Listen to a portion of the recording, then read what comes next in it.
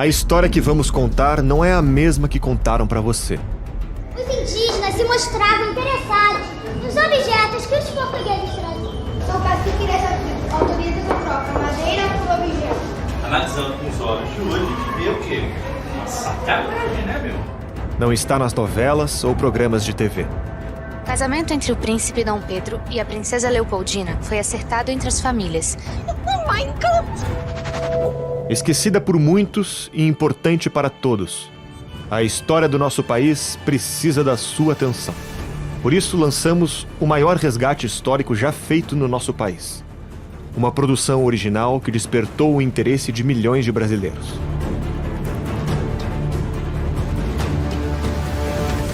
É exatamente nos momentos mais difíceis que a história merece ser lembrada.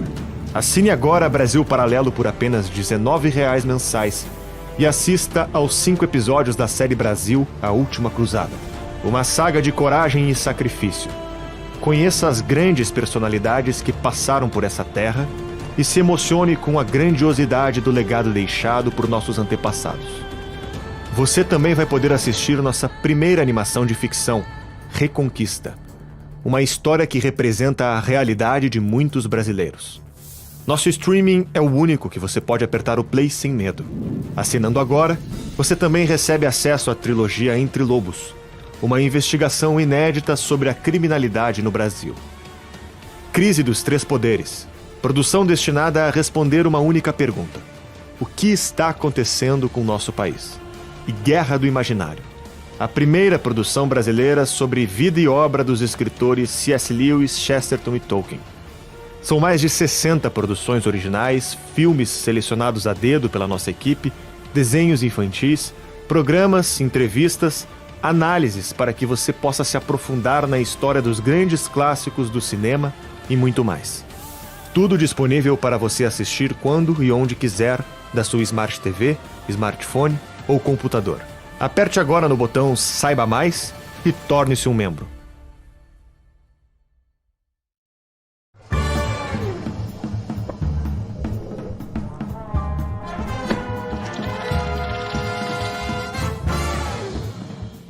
Muito boa noite, está começando agora mais um Conversa Paralela, o seu podcast semanal da Brasil Paralelo. Semana passada não tivemos Conversa Paralela, certo, Lara Brenner? Ou seja, estão todos em abstinência. O pessoal tá sentindo falta de Conversa Paralela, então por conta disso, também essa semana especial, ontem lançou Série Brasil, A Última Cruzada, exclusivo para assinante. Essa semana nós teremos três conversas paralelas. Lara Brenner, o que você acha disso? Eu acho que as pessoas vão enjoar um pouco de nós. Enjoar da nossa cara? Não tem como enjoar da nossa cara. Eu também acho que não tem, é verdade. Já mudei de ideia aqui em 1 minuto. Não somos incríveis, gente. E modestos. O convidado tá até assustado, tadinho. E já vamos apresentar o nosso convidado. Mas antes eu quero falar pra você que tá aí de casa nos assistindo que lançamos, né, a Série Brasil, A Última Cruzada.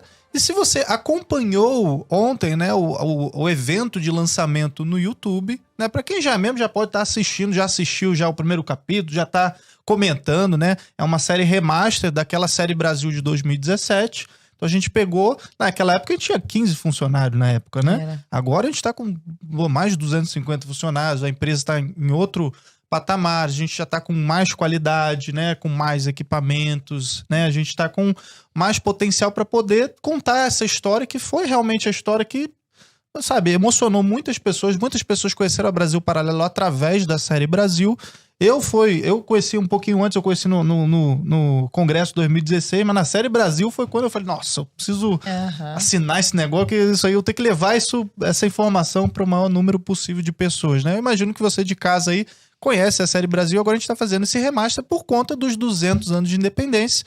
E hoje é um episódio especial, a gente vai falar muito sobre independência, sobre a história do Brasil, sobre essas coisas aí mal contadas, né, que a escola às vezes fala a respeito do Brasil e tal. Então a gente trouxe um historiador, vai ser muito interessante. Mas antes eu quero aproveitar para falar com você que todos aqueles planos da Brasil Paralelo que você conhecia, o Plano Patriota, né, o BP Select, o Núcleo e tal, aquilo ficava um pouco confuso, né, pros membros e tal, até para o pessoal aqui poder explicar como é que funcionava todos os planos. Isso caiu, tá? A gente decidiu agora, não vão ter mais esses planos, agora é só Brasil Paralelo. Então agora, em vez de você assinar o Patriota, em vez de você assinar a BP Select, né, o plano núcleo e tal, você vai assinar a Brasil Paralelo e a gente tem 3 agora planos especiais, né? Então a gente tem o plano básico, eu vou pedir pro Thiago colocar na tela aí, a gente tem então essas 3 colunas aí para vocês verem quais são os novos planos da Brasil Paralelo. Então na primeira coluna a gente tem o plano básico, R$19,90, né, que vai te dar direito a toda a parte de streaming, todo o catálogo infantil, os nossos originais, os filmes, né, as análises, e você vai ter direito a acesso a uma tela, né? Agora a gente tem algumas features novas também. Então tem direito a uma tela. Já no plano intermediário você já vai poder ter mais telas, planos familiares aí, né, por R$39,90. E a gente tem o plano que é o acesso total, continua o mesmo nome, só que agora 4K, você vai poder ter downloads também. Os cursos estão, inclusive, nesse plano acesso total. Então dá uma olhadinha aí, clica no link que está na descrição, olha qual plano você se encaixa melhor. De repente, eu quero fazer um plano familiar. Não, só sozinho, para mim só a parte do streaming me serve. Você pode escolher, né, fazer parte aí agora da Brasil Paralelo. Além disso, nós lançamos uma lojinha que é exclusiva para membros. Então tem caneca, tem camiseta. Olha, finalmente! Brasil! Faltava essa lojinha, né?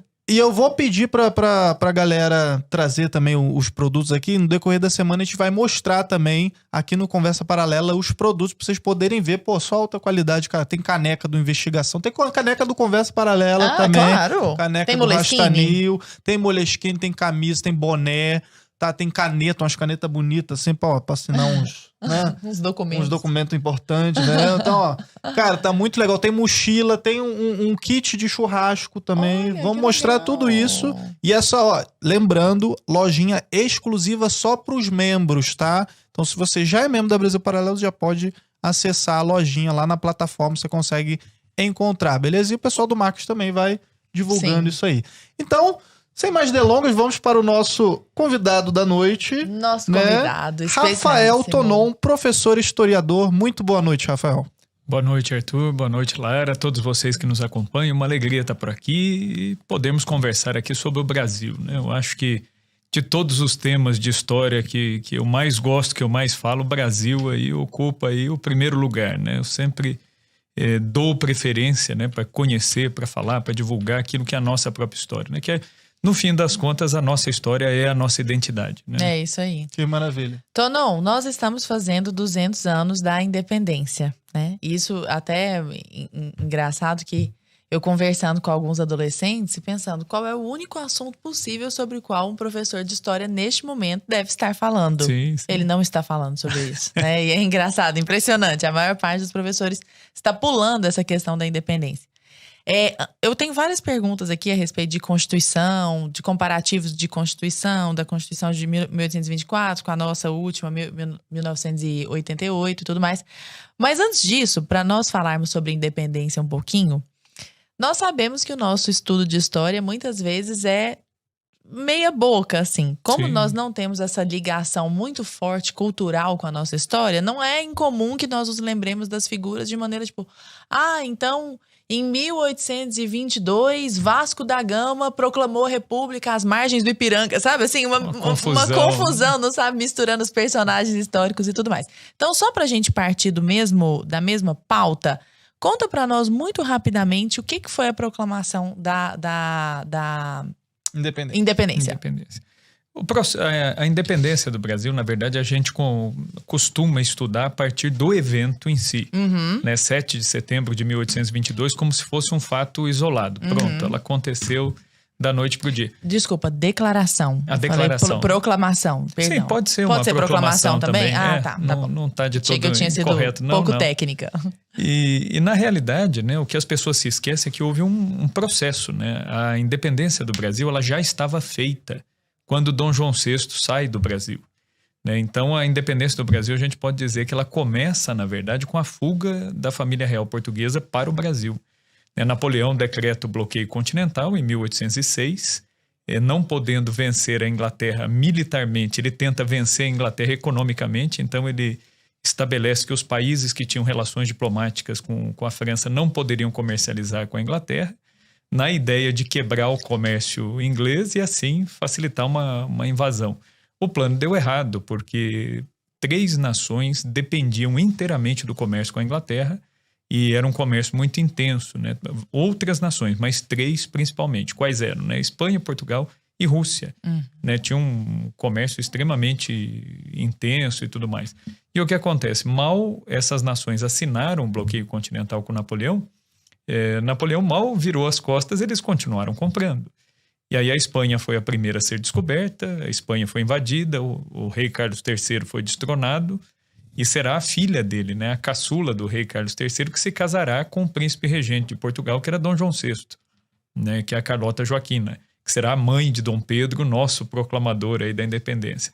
Então, quer dizer, foi uma confusão, né? Napoleão ele foi um furacão na Europa, e ele foi destronando reis e colocando os irmãos dele para governar, porque ele imaginava que pelo menos os irmãos manteriam a fidelidade a ele. Então, diante dessa situação, a Espanha foi invadida, a Rússia será invadida depois, mas em Portugal, Napoleão fracassa, né? Tanto é que é muito curioso isso, né? Que Dom João, ele era considerado por alguns na época como um monarca fraco, ele era o príncipe regente, Dona Maria I, por problemas mentais, ela estava afastada do governo, e o príncipe regente governava. E ele era tido como um pouco fraco, indeciso, né? E isso explica o porquê que aqui no Brasil, infelizmente, os nossos filmes, os nossos livros caricaturizaram demais Dom João. E na realidade... Vamos falar sobre isso também. Que na realidade Dom João ele não era bobo, leso, assim como ele é apresentado, infelizmente, nesses filmes. Mas Dom João, na verdade, ele jogava com o tempo, né? Então, tem até um historiador brasileiro muito interessante a comparação que ele faz, que é o Otávio Tarquínio de Souza, que escreveu A Vida de Dom Pedro I. É um historiador que ninguém fala dele. Ele dizia que o principal ministro de Dom João VI era o tempo, porque ele jogava com o tempo para ver onde as coisas iam dar. E ele fez isso, né? Ele cozinhou a situação até onde ele pôde. E enquanto todo mundo estava tentando de alguma maneira se defender de Napoleão, ele esperou, e quando ele viu onde a situação ia chegar, o que ele faz? Ele decide pela fuga da família real e da corte para o Brasil. Já havia um plano muito antigo, já no século XVII, já se tinha falado de vir para o Brasil, estabelecer a corte portuguesa aqui, mas nunca isso tinha sido Ele efetivado. foi um grande estrategista, então, foi. Um dos principais, assim, do nosso país. Sim. E a galera retrata ele. Você vai ver, sei lá, em novelas. Sim, nossa. Né? Você vê ele como um bonachão, com um cara gordo lá comendo um negócio de frango, assim. Isso. Todo se sujando, como se ele fosse um idiota, assim. Sim, com os frangos, colocava a coxa do frango Da na onde surgiu isso? Por que é retratado ele dessa forma tão pejorativa? Essa caricaturização, eu acho que ela piorou muito. Existia já, por exemplo, nos jornais, nas charges, isso desde um pouco depois da época que a família real chegou, isso de certa forma já existia pelo próprio comportamento do monarca, e também porque no Brasil, durante 300 anos, né, de colonização, um monarca português nunca tinha pisado aqui. E essa proximidade de Dom João com o povo, inclusive, criou essa familiaridade que permitia isso num sentido, às vezes, até de piada, de brincadeira. Só que isso, digamos assim, piorou muito depois da República. Porque na República houve um desejo mesmo de desacreditar toda a herança histórica do Brasil ligada à monarquia. Então, houve um incentivo a isso. Processo para poder legitimar, inclusive, a República e esquecer-se da monarquia. Só que é uma coisa tão impossível de fazer que até o hino que os republicanos escolheram como hino nacional brasileiro, ele começa falando, ouviram do Ipiranga as margens plácidas. Sim. Começa falando de Dom Pedro, né? Não fala diretamente, mas fala, ouviram, né? Eu até brinco com os alunos, eu falo, o sujeito oculto aí, né? Quem ouviu, né? Então, não tem como não fazer essa referência, né? A começar pelo fato de que o nosso hino nacional, ele foi a música tocada na ocasião da coroação de Dom Pedro II. A música já existia, o que é nosso hino nacional hoje. Essa questão de Dom João, então, eu costumo sempre dizer que foi ele, na verdade, que fez essa independência. Napoleão deu o pontapé inicial. Sim. Napoleão, inclusive, vai dizer no seu diário, quando Napoleão estava exilado na ilha de Santa Helena, ele disse assim, que a única amargura que ele levava para o túmulo era de ter sido enganado pelo Bragança. O Bragança é Dom João. Olha só. Então, quer dizer, os outros monarcas, ele dominou, ele invadiu o território, ele destronou, mas o Bragança, que era considerado um sujeito assim muito bonachão, muito sossegado, esse foi justamente o que tapeou Napoleão, a ponto de tomar distância nos navios. Ele mediu a distância onde tiros de canhão não alcançavam e ele pediu para os navios esperarem, né? E quando Napoleão chega no alto de Santa Catarina, né, para descer até o porto de Lisboa, Napoleão já vê os navios ao longe, onde Dom João, inclusive, manda que a tripulação acene com os lenços para Napoleão. E aí, literalmente, Napoleão ficou a ver navios, né, porque ele não pôde fazer nada, ele não pôde alcançar Dom João. Inclusive, Napoleão ele tinha um plano, sim, de vir atrás de Dom João. Por isso que Dom João, quando chega no Brasil, ele se estabelece na Bahia, fica 3 meses. Os baianos queriam que Dom João ficasse lá, porque queriam que o Nordeste recuperasse a pujança que teve nos primeiros anos, né? Porque em 1763, a capital foi transferida de Salvador para o Rio, com a descoberta do ouro em Minas Gerais, então houve esse deslocamento para o Sudeste. E os nordestinos tinham essa esperança, né, de que o Nordeste tivesse essa importância, fizeram de tudo para Dom João ficar. Dom João, para agradar os nordestinos, ele despachou da Bahia, ele tomou algumas decisões, fez algumas nomeações, inclusive investiu na cidade de Salvador, ele investiu Santo Antônio como almirante, né, porque eles tiveram um perrengue danado na viagem vindo para cá. A embarcação, a nau de Dom João quase naufragou. Dom João fez uma promessa a Santo Antônio, que é um santo português, e disse para Santo Antônio que se chegasse são e salvo, ele daria a patente de almirante e o salário de almirante. Tanto é que Santo Antônio recebeu. O salário de almirante foi pago para Santo Antônio até a proclamação da República. Com a República foi cortado, né? Santo Antônio deixou de ser funcionário do Estado, né? Mas ele mandava pagar esse salário para a própria igreja lá de Santo Antônio em Salvador. Olha só. Né? Então, enfim, ele chega, foi uma recepção que ele se espantou, né? Como que o povo o recebeu bem. Carlota Joaquina, desde o início, a esposa dele, que tinha um gênio extremamente difícil, isso também ajuda nessa caricaturização, porque ela era muito impetuosa e Dom João muito calmo. Dom João gostava muito de ler, gostava muito de rezar, Dom João era muito quieto, não era muito afeito às festas e tudo mais. E a Carlota Joaquina era o extremo oposto, ela gostava de dançar, ela gostava de festas, ela gostava de vestidos, de futilidades e coisa e tal. E ela amava aquele estilo da vida de corte europeia. E Dom João, pelo contrário, ele chega aqui e ele se adapta completamente ao estilo de vida dos brasileiros. Tanto é que ele cria o príncipe que seria o herdeiro, que é Dom Pedro. Dom Pedro vem criança para cá. Ele cria Dom Pedro junto, quando ele se muda para o Rio de Janeiro, junto com os filhos dos empregados do Palácio São Cristóvão. Então, Dom Pedro foi educado pelo Frei Sampaio, que era um franciscano, mas não teve uma educação formal. Então, se a gente for pensar, Dom Pedro ele não foi educado como um príncipe europeu, né? E por isso explica o fato de que ele andasse sem a fardeta, né, que era a roupa própria dos príncipes. Ele andava de calça e camisa, com a camisa aberta, parava para beber alguma coisa com o povo na rua, andava a cavalo para todo lado no Rio de Janeiro, era acessível às pessoas. Então isso, para Carlota Joaquina, era um absurdo, né? Criar um futuro herdeiro do trono desse jeito. Ela considerava, inclusive, Dom Pedro, com razão, um pouco mal educado, né? No jeito dele de falar, um pouco petulante. Bronco, assim. Bronco, enfim, né? E muito diferente do irmão, né? A Carlota Joaquina, o irmão de Dom Pedro, Dom Miguel, sim, ela conseguiu que fosse educado de outro jeito. Mas Dom Pedro, houve uma identificação quase que imediata do povo brasileiro com ele. O próprio Dom João, quando teve que partir do Brasil, ele partiu chorando. Tudo que ele fez aqui no Brasil, de certa forma, já foram passos para a independência. Dom João, quando ele chega, ele cria uma estrutura para governar. Ele criou o Banco do Brasil, ele criou a Casa da Moeda. Eu trouxe aqui uma moeda, né, que é a testemunha desta época aqui, né? Aqui está Mostra aqui uma moeda, da... aqui, ó, Isso. né? Essa daqui é uma moeda de 1816, né? Foi cunhada na Casa da Moeda aqui no Rio de Janeiro. É o primeiro dinheiro, né, feito aqui no Brasil. Então agora o dinheiro já não é mais cunhado na Europa, ele é feito aqui no Brasil. Ele criou a Real Fábrica de Pólvora, o Jardim Botânico, ele criou a Biblioteca Nacional com os volumes que ele e os nobres trouxeram. Ele compôs uma biblioteca, enfim. Depois ele também incentivou a abertura das 2 primeiras faculdades, a Faculdade de Medicina no Recife, a Faculdade de Direito em São Paulo. E por que ele faz isso, né? Quando Dom João chega ao Brasil, existiam 4 médicos no território nacional inteiro. Imagine, para esse tamanho de território, né, 4 médicos sendo que desses 4 médicos, 2 deles tinham os estudos incompletos, não haviam conseguido terminar os estudos completamente. Então, por isso explica o porquê que essa medicina popular, indígena, até essas curandeiras aqui se proliferaram tanto, porque não tinha, simplesmente não tinha. Foi se passando, né? E aí Dom João, ele cria essa estrutura, a primeira escola pública, né? Até a chegada da família real portuguesa, foi um hiato na história do Brasil, porque em 1758 o Marquês de Pombal expulsou os jesuítas.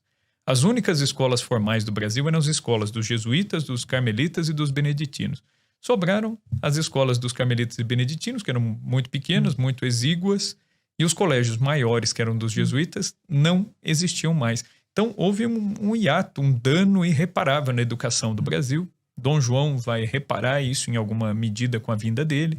Ele cria o Banco do Brasil, traz a missão científica com cientistas franceses, holandeses aqui para o Brasil. A fauna e a flora começa a ser registrada. Animais que não tinham nem nome científico começam a ser classificados dentro de uma família, etc. E tal. Então, quer dizer, houve um avanço nunca visto. E depois, em 1810, ele abre os portos, permite que os produtores brasileiros negociem diretamente. Então, já não era mais necessário negociar com Portugal, porque o rei está aqui.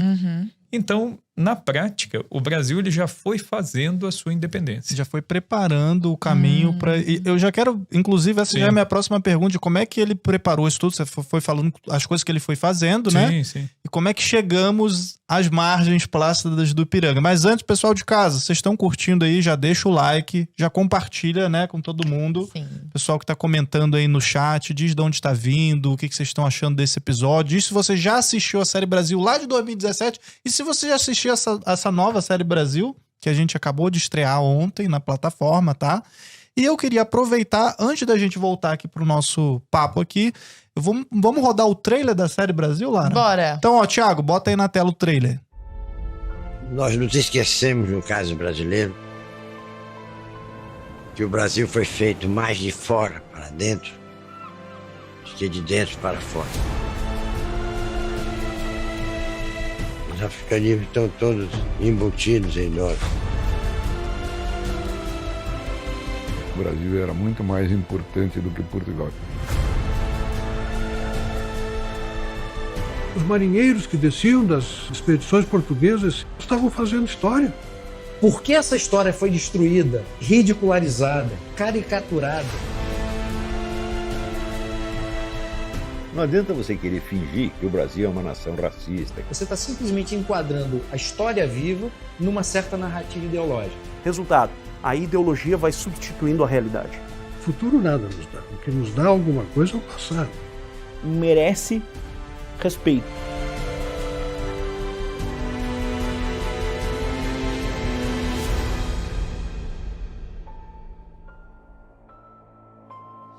Pô, vocês acabaram de assistir. Esse trailer sempre me emociona, Lara Brenner.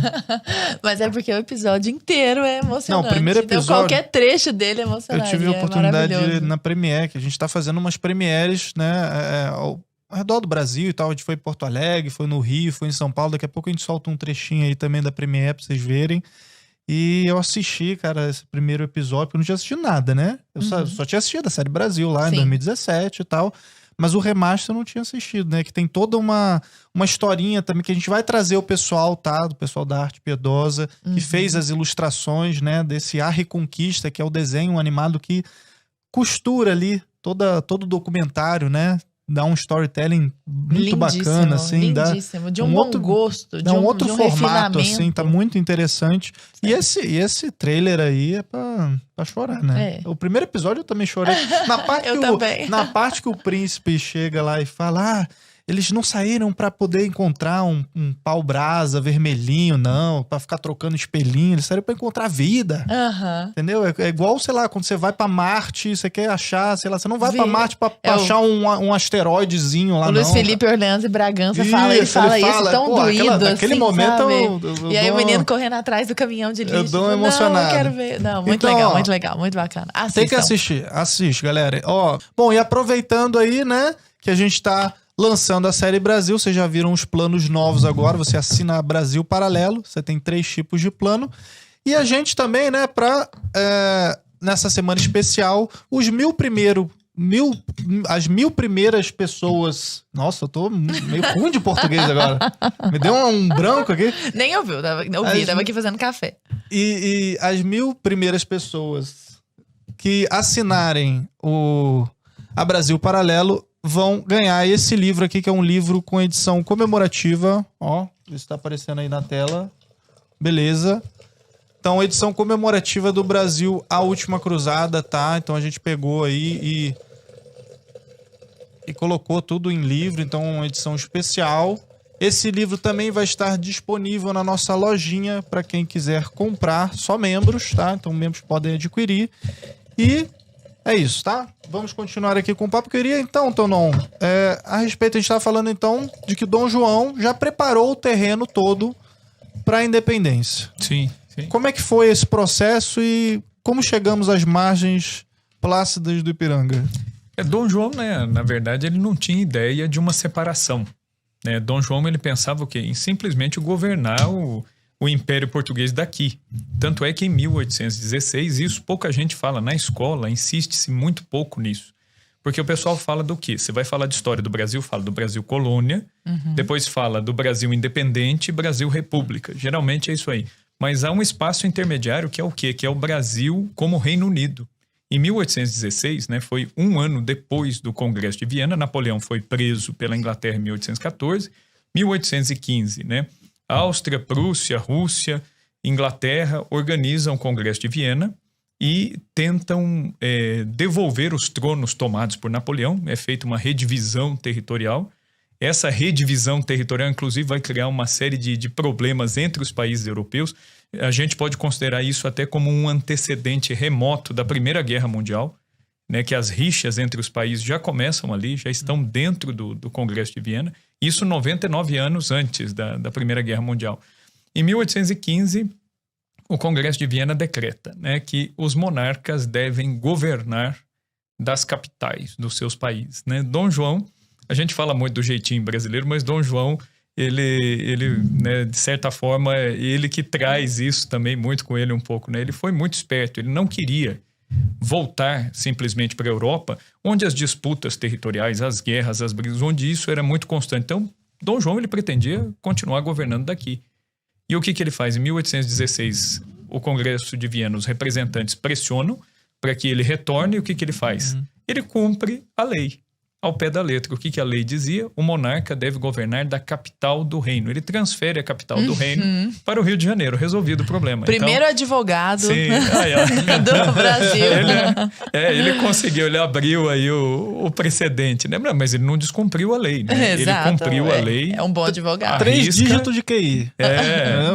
Ele cumpriu a risca. Os congressistas não poderiam reclamar.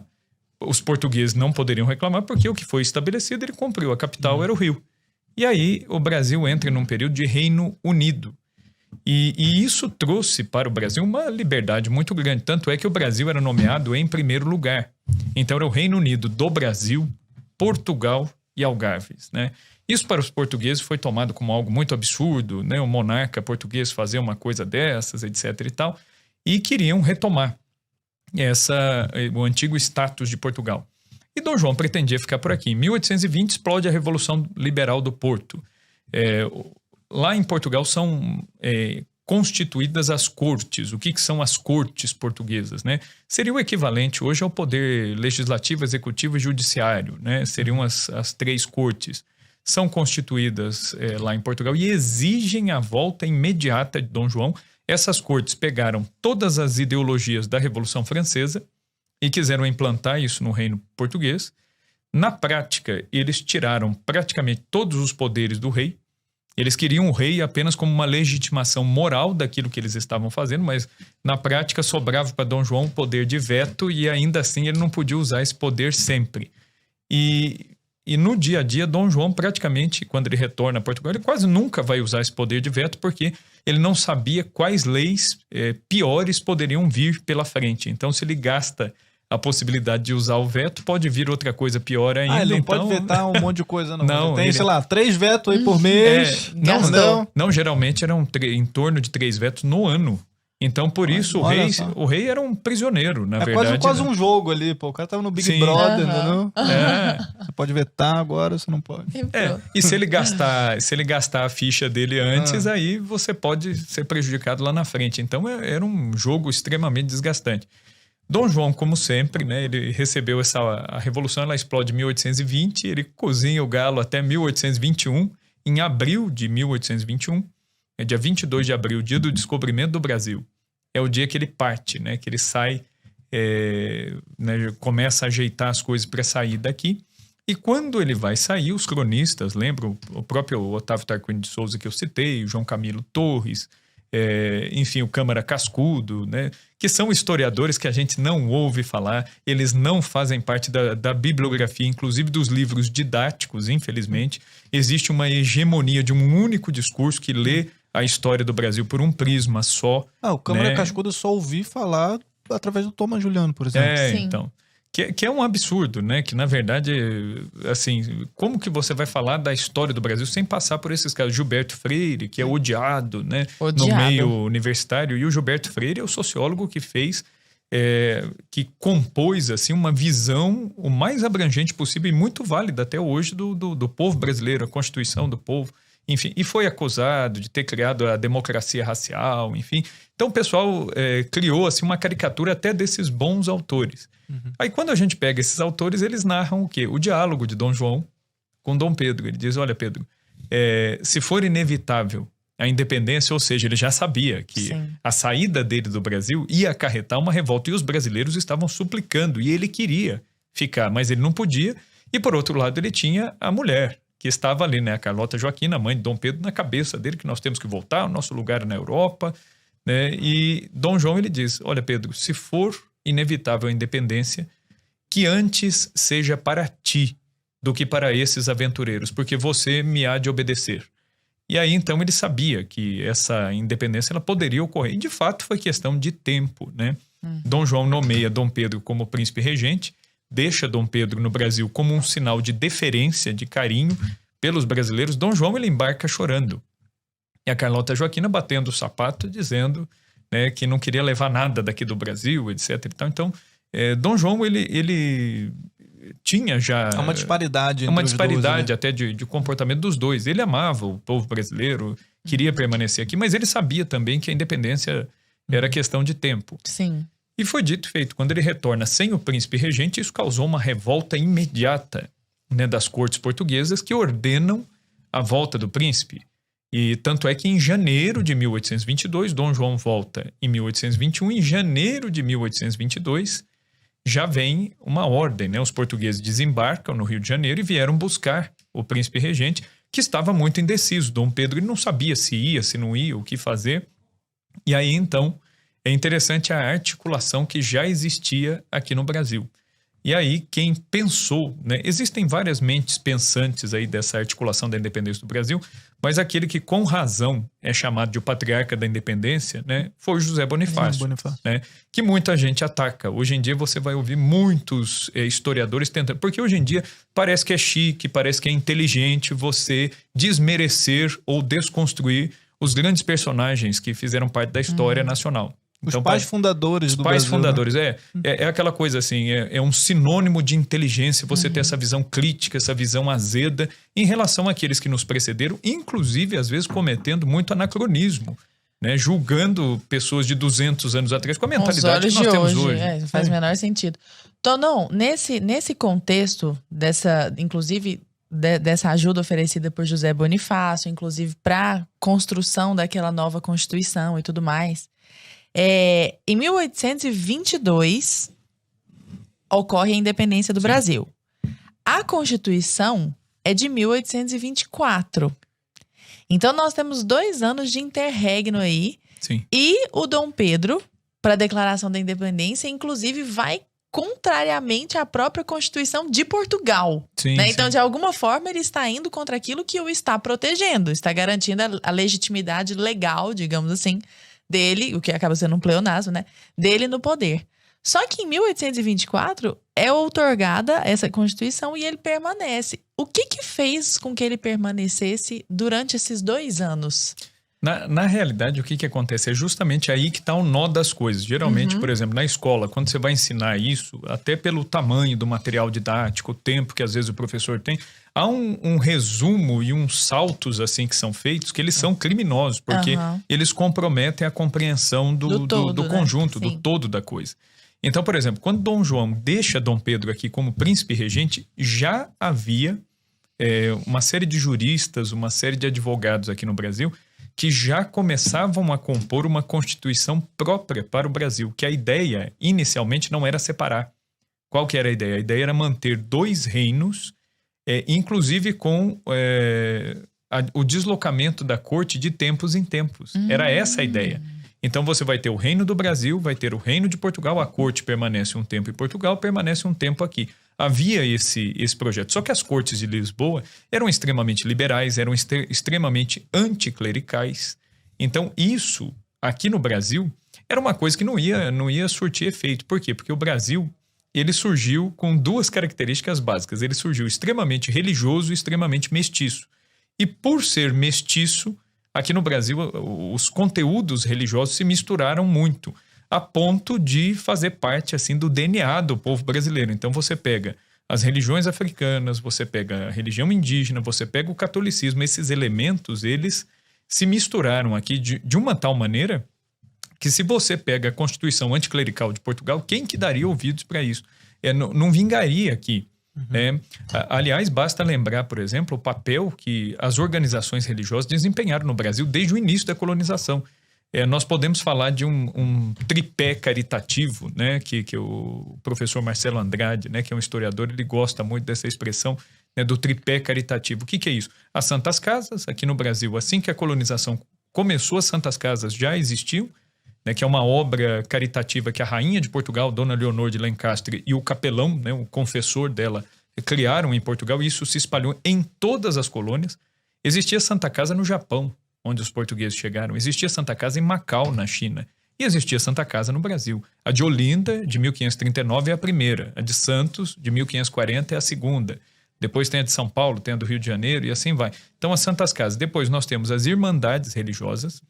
Cada irmandade ela tinha uma finalidade diferente. Por exemplo, aqui em São Paulo existiu durante anos e anos a Irmandade de Nossa Senhora da Boa Morte. Para que servia a Irmandade da Boa Morte? Ela angariava fundos para enterrar gente pobre, que não tinha dinheiro para o caixão, que não tinha dinheiro para um velório digno. Essa Irmandade ela sepultava, inclusive conseguia o túmulo, conseguia a campa para essas pessoas. Então, quem é que faz esse serviço social até? As Irmandades, está ligada à religião. Então, as Santas Casas, as Irmandades e as Ordens Terceiras. As Ordens Terceiras, elas estavam muito mais ligadas à questão cerimonial. Então, elas preparavam algumas festas religiosas, festas do santo. Isso explica o porquê que as igrejas das Ordens Terceiras, em Ouro Preto, em Tiradentes, aqui em São Paulo, são igrejas tão bonitas, com tanto... Então, quer dizer... E festivas. Festivas e tal. Então, quer dizer, não tem como você tirar esse elemento religioso. E a Constituição portuguesa é anticlerical. Ela anula ao máximo essa questão da presença religiosa. E um outro ponto é a questão do liberalismo político, até um certo liberalismo econômico, que o nosso povo não estava acostumado, não conhecia, era um elemento alienígena assim, para a cultura na época. Então essa ideia de 2 reinos com a corte circulando para lá e para cá não passou lá na própria corte, nas cortes de Portugal. Né? Os deputados portugueses não admitiam um negócio desse, e aqui no Brasil tinha muitos portugueses que exerciam influência, sobretudo no norte e nordeste do Brasil. Então, o que acontece? Até aqui dentro do Brasil não havia uma concordância plena e total com Dom Pedro, mas já havia algumas ideias sendo esboçadas enquanto Constituição antes do Brasil independente, na época da regência. Quando Dom Pedro faz a independência, o que acontece? Surge a necessidade, então, de uma Constituição. Aí ele convoca a Assembleia Constituinte, em 1823. Essa Assembleia Constituinte faz o quê? Ela tinha muitos elementos dentro dela que se formaram nas universidades europeias e beberam das fontes liberais e iluministas. E anticlericais. Anticlericais e tudo mais. E aí o que eles fizeram nessa Constituição de 23? Eles reduziram os poderes de Dom Pedro ao máximo. Então Dom Pedro ele ficou na mesma situação de escravidão das cortes que o pai estava lá em Portugal. Ele ficaria aqui caso essa Constituição fosse aprovada. Falou, Então, não, senhor. Aí o que ele faz? Dom Pedro era muito diferente de Dom João em termos de gênio. Dom Pedro era extremamente colérico, era um pouco mal educado, ele era muito impetuoso naquilo que falava. Então o que ele fez? Ele decretou o fechamento. Ele falou, não, está fechada a Assembleia Constituinte, e ele decretou, falou, os deputados que resistirem serão presos. Um grupo de deputados ficou a noite inteira tentando ainda terminar essa Constituição. Na manhã seguinte foi todo mundo preso, foi a chamada Noite da Agonia, né, que a Constituição ela ficou agonizando, essa Constituição Liberal do Brasil. Dom Pedro pegou o esboço que eles mesmos tinham feito e alterou aquilo que ele achou por bem que deveria alterar. Inclusive ele incluiu o poder moderador, que era o poder do imperador de moderar os demais poderes. Mas né? ele tinha legitimidade popular nesse intervalo, tinha, né? Tinha. Ele tinha legitimidade de sangue, né? Ele tinha a legitimidade popular, e uma coisa que tinha muito peso, ele tinha o apoio aqui no Brasil de três, que serão os 3 pilares do Império Brasileiro. Ele tinha apoio de boa parte do exército, então o exército ajudou a fazer a monarquia. Ele tinha o apoio da igreja, que era o 2º pilar do Império, e ele tinha o apoio da elite, que também... Então, ele tinha esses 3 apoios, são os 3 pilares do Império. O Império, inclusive, caiu na época de Dom Pedro II, porque Dom Pedro II ele conseguiu se meter numa enrascada que ele brigou com os 3 pilares, né? Porque Dom Pedro II era abolicionista, então ele vai acabar se desentendendo com a elite. Ele entrou na questão religiosa, que acabou entrando em conflito com os bispos Dom Vital e Dom Macedo Costa, e isso colocou muita gente da igreja contra ele. E depois da Guerra do Paraguai, ele não deu as progressões de patente, os aumentos de salário que o exército esperava. Então, dentro do exército, começa um movimento contra Dom Pedro. Mas esses são os 3 pilares da monarquia. E Dom Pedro I trabalhou bem com esses 3 pilares, né? Tanto é que quando ele proclama a independência, é difícil medir, né? Esse fato aqui que eu vou mencionar, são daqueles pontos da história muito discutidos que não dá para a gente medir exatamente a influência disso. Sim. Mas, por exemplo, na comitiva de Dom Pedro estava um padre mineiro, que era o padre Belchior, né, o Belchior de Oliveira, e ele estava junto com Dom Pedro. E aí o padre Belchior ele diz que quando chega a correspondência no Alto do Ipiranga, chegou a correspondência, e essa correspondência foi entregue a Dom Pedro, e Dom Pedro mandou o padre Belchior ler. Falou que o senhor leia aí para nós em voz alta, para todo mundo ouvir. E aí ele leu as cartas das cortes de Portugal, ordenando o retorno imediato dele e retirando todos os poderes e ameaçando a deserdação, né, de Dom Pedro. Chegam as 2 cartas da imperatriz, a futura imperatriz Leopoldina, dizendo para ele proclamar a independência, porque já estava tudo pronto, no Rio de Janeiro já estava tudo costurado. E a carta de José Bonifácio, que é a mais bonita e talvez a mais pujante de todas, sim, que ele vai dizer, né, que medidas de água morna já não servem mais, né? Ou o senhor faz a independência ou se entrega como prisioneiro das cortes em Portugal como vosso pai. E então... Essa cena, inclusive, na série Brasil é maravilhosa. Assim. É uma cena, assim... A carta lida, né? É muito bonita. E o José Bonifácio, ele era um orador, era um sujeito de uma cultura, assim, extensa, assim, o Brasil... Ele era pesquisador de minerais também, ele descobriu a Andradita, né? Isso. Tem o nome de Andradita, que é o sobrenome dele, né? Eu achei isso espetacular. Ele lutou na Revolução Francesa, né? O José Bonifácio, ele viu o horror da Revolução Francesa. E por isso, né, muita gente fala, mas será que o Bonifácio não era meio liberal? Porque as ideias dele... Não. Dá pra ver que ele não era. Ele era mais conservador do que liberal, porque ele viu o que o liberalismo da Revolução Francesa promoveu. E ele não queria isso pro Brasil. Tanto é que é dele aquela frase que atribuem a Dom Pedro, não é? Aquela que o poder não pode ser... Que a Constituição não poderia permitir o autoritarismo do rei, o autoritarismo da aristocracia, o autoritarismo do povo. Não é dele essa frase? Isso. Ou seja, ele realmente... Ele fala, é o controle dos poderes, o equilíbrio dos poderes. Já é meio Montesquieu ali, sim, né? E aí o padre Belchior é quem lê a carta para Dom Pedro, e Dom Pedro pergunta pro padre, fala, e agora, padre? Né? E o padre Belchior vai dizer para ele, fala, ou o senhor se faz rei agora, ou o senhor sofrerá com a deserdação e ainda vai derramar um rio de sangue aqui no Brasil. E aí o próprio padre Belchior, ele não atribui a ele a decisão da independência. Ele diz, depois de ter dito isso, Dom Pedro saiu um pouco longe, pensou por uns minutos e voltou e disse para o padre Belchior, falou assim, De Portugal eu nada mais quero. Né? E aí ele fala, eu juro fazer o Brasil independente. Né? E aí já começam os gritos de viva Dom Pedro, viva a liberdade. E Dom Pedro manda avisar, né, o seu ajudante, né, da guarda ali, manda avisar os outros militares e eles se colocam em forma. E aí, de fato, é dado o grito do Ipiranga, né, quando ele vai dizer, né, pelo meu Deus, pela minha honra, né, pelo meu sangue, né, eu prometo, eu juro promover a independência do Brasil. Né? Independência ou morte será a nossa divisa. Né? Tanto é que quando ele entra na cidade de São Paulo, né, depois para celebrar a independência, né, os paulistas o acolheram, né, a guarda, os dragões da guarda formaram 2 filas para que Dom Pedro passasse. Aqui em São Paulo, né, um local que é importantíssimo para a história da independência e muito esquecido é a igreja de Nossa Senhora da Boa Morte, perto da Catedral da Sé. Ali está o primeiro sino que anunciou o Brasil independente. Foi daquela igreja que bateu o sino para anunciar o Brasil independente. Né? Agora, Tonon, só uma curiosidade mesmo, porque eu lembro, na época de escola, né, os professores de história contando, falando que, por exemplo, essa cena, inclusive, da independência não foi do jeito que retrataram, que Dom Pedro ele não estava num cavalo, ele estava num burrinho e ele estava com dor de barriga.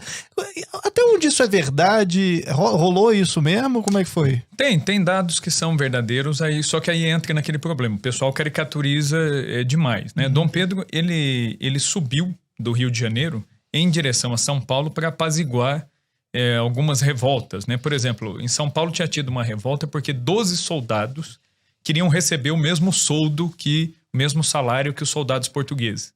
E pela lei, né, que era a lei portuguesa, que é o que a Lara perguntou, né, até da questão da lei que regia Portugal e regia o Brasil, era a mesma lei. No Brasil, diferente de outras colônias, não havia diferença de lei. Nos Estados Unidos, a lei que valia, por exemplo, para as 13 colônias, não era a lei que valia na Inglaterra. Aqui no Brasil sempre valeu a mesma lei. Aliás, né, se a gente for pegar aqui no Brasil, as ordenanças filipinas, que são leis criadas pelo rei Filipe II da Espanha, na época da União Ibérica, elas foram válidas aqui no Brasil até 1917. Até no Brasil, República. Essas leis decretadas lá no tempo da colônia eram válidas ainda. Então, as mesmas leis válidas em Portugal eram válidas aqui também. Então, no Brasil nunca teve essa diferença. Tanto é que também nunca teve diferença entre quem era nascido aqui e quem era nascido em Portugal. O termo brasileiro, ele vai surgir só depois da independência. Não existia esse termo, era português. É o português de Alemar e é o português europeu. Né? É isso que existia. Aí depois da independência eles começam a usar termos, né? Brasílico, brasiliense, brasílico, enfim, né?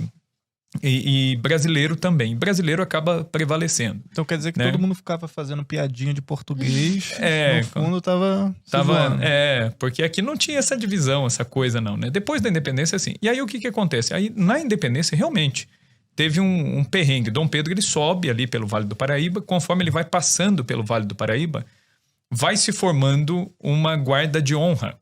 Vários jovens, vários nobres, filhos de fazendeiros, gente da elite, resolveu fazer guarda pessoal a Dom Pedro e vieram acompanhando. Então, muita gente de Pindamonhangaba, de Guaratinguetá. Dom Pedro, inclusive, dia 19 de agosto de 22, ele passa em Guaratinguetá, reza em Aparecida, diante de Nossa Senhora Aparecida, né? Muita gente fala, mas por quê? Porque Nossa Senhora Aparecida é Nossa Senhora da Conceição, era a padroeira de Portugal. Né? A mesma padroeira de Portugal era a padroeira do Brasil, até a padroeira era igual.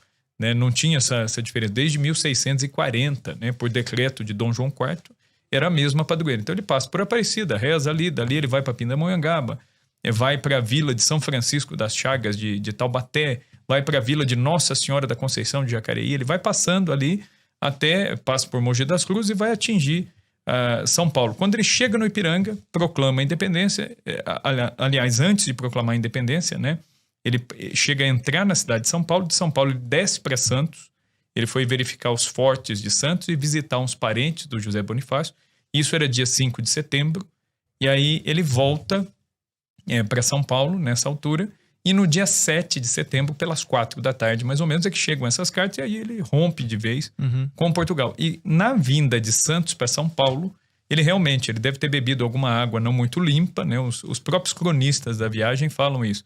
Talvez uma água não tão limpa e uma comida, uma dieta um pouco diferente, acabaram mexendo um pouco com o estômago, né? O Otávio Tarquínio de Souza, ele diz o seguinte, né? Não se narra muito isso porque não é muito memorável. Não é heróico, né? É heróico narrar que o futuro imperador veio com desinteria pelo caminho, né? Passando muito mal, parando muitas vezes, até que ele chega em São Paulo. Mas é verdade, é fato isso. É meio né? irrelevante também. É irrelevante. Assim, porque a tônica que se dá nisso, eu também aprendi assim, sabe? Na escola. Meio que faz parte da caricatura que você tenta criar. Porque eu acho que a galera quer colocar que a independência foi uma cagada. Entendeu? Não, o pessoal quer diminuir a coisa. Quer diminuir. E assim, quem nunca teve uma dor de barriga aí, quem nunca passou mal, quer dizer, é uma coisa da vida humana, né? Totalmente irrelevante. Enfim, aí ele entra em São Paulo, proclama a independência, e aí todo mundo fala, mas ele não estava no cavalo. Realmente, o Pedro Américo, quando ele pintou o quadro da independência, né, que está no Museu do Ipiranga, ele vai pintar esse quadro anos depois da independência, e ele pintou baseando-se em relatos, né, da época. Então, obviamente, alguns elementos que estão ali não são fidedignos, né, totalmente fidedignos. Agora, o que acontece? Ele, nos relatos, diz que ele estava montado numa besta baia. O que é uma besta baia? É uma mula marrom, né?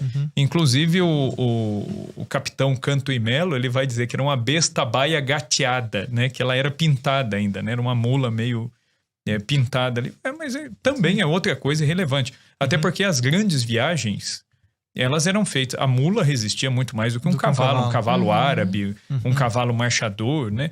E também isso é extremamente irrelevante. O fato é que Dom Pedro, ele é aclamado, ele entra em São Paulo. No Teatro de São Paulo, ele é aclamado pelo padre Xavier, né? O padre Delfonso Xavier, que grita da plateia do teatro, viva o rei do Brasil! Né? Nessa altura, Dom Pedro, ele mandou o Lessa, que era um ourives de São Paulo, fazer uma divisa para que ele colocasse no braço escrito em ouro, né, com letras de ouro, independência ou morte. E ele tirou do chapéu e mandou toda a guarda tirar as fitas azuis e brancas, que eram as cores das cortes de Portugal. Ele manda lançar fora essas fitas foram lançadas fora. E ele disse o seguinte, falou, de agora em diante a nossa cor é o verde e o amarelo. Então, quando ele entra em São Paulo, o teatro, as janelas... tudo estava enfeitado de verde e amarelo, inclusive as mulheres que foram de vestidos longos para o teatro, para receber o imperador. Teve a exibição de uma peça, né, em homenagem ao futuro imperador, e as mulheres traziam fitas verde e amarelo, né, amarradas no vestido, os homens traziam na lapela, o próprio imperador trazia isso aí também. E por que o verde e o amarelo, né? A gente aprende... Isso já não é sobre as nossas matas e o nosso ouro, não, né? A gente aprende na escola, né? O verde das matas, o amarelo do ouro, o azul do céu. Isso aí foi uma, né? Assim, uma adaptação, assim, bem arbitrária, né? Porca, né? Que os republicanos fizeram, né? Para esconder até mesmo essa questão da identidade que é monárquica, que é dinástica. Porque o verde e amarelo? O verde é a cor dos Bragança, é a dinastia Bragantina. O amarelo é a dinastia dos Habsburgo, né, da Imperatriz Leopoldina. Então, é por isso, é o verde e o amarelo. E aí, então, essas eram as cores. E aí, Dom Pedro, ele executa pela primeira vez o hino do Brasil independente de sua própria autoria. Então, ele executa num cravo, né, que é uma espécie, um pequeno piano, né? Ele vai executar o nosso hino da independência atualmente, né? A composição dele foi aplaudido, foi ovacionado. No dia 10 de setembro, quando ele parte de São Paulo, no seu adeus aos paulistas, ele dizia que ele desejava, ele queria ardentemente que o último descanso dele fosse nas margens que ouviram o grito de independência ou morte. Então era um desejo de Dom Pedro ser sepultado ali. E esse desejo ele só foi cumprido em 1972, né, nas celebrações do 60º da independência do Brasil. E aí Portugal cedeu ao governo brasileiro, né, a urna com os restos mortais de Dom Pedro.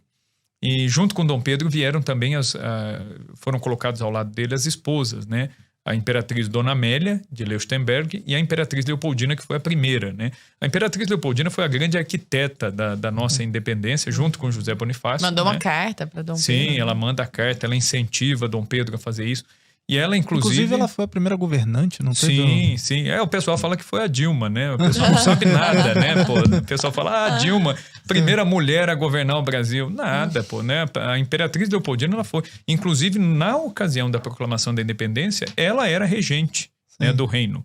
Então a independência do Brasil ela se deu sob o governo de uma mulher, né, que é a esposa de Dom Pedro, a Imperatriz Leopoldina, que era... Tá vendo feminista, mas nenhuma feminista vai ficar falando disso. De Leopoldina.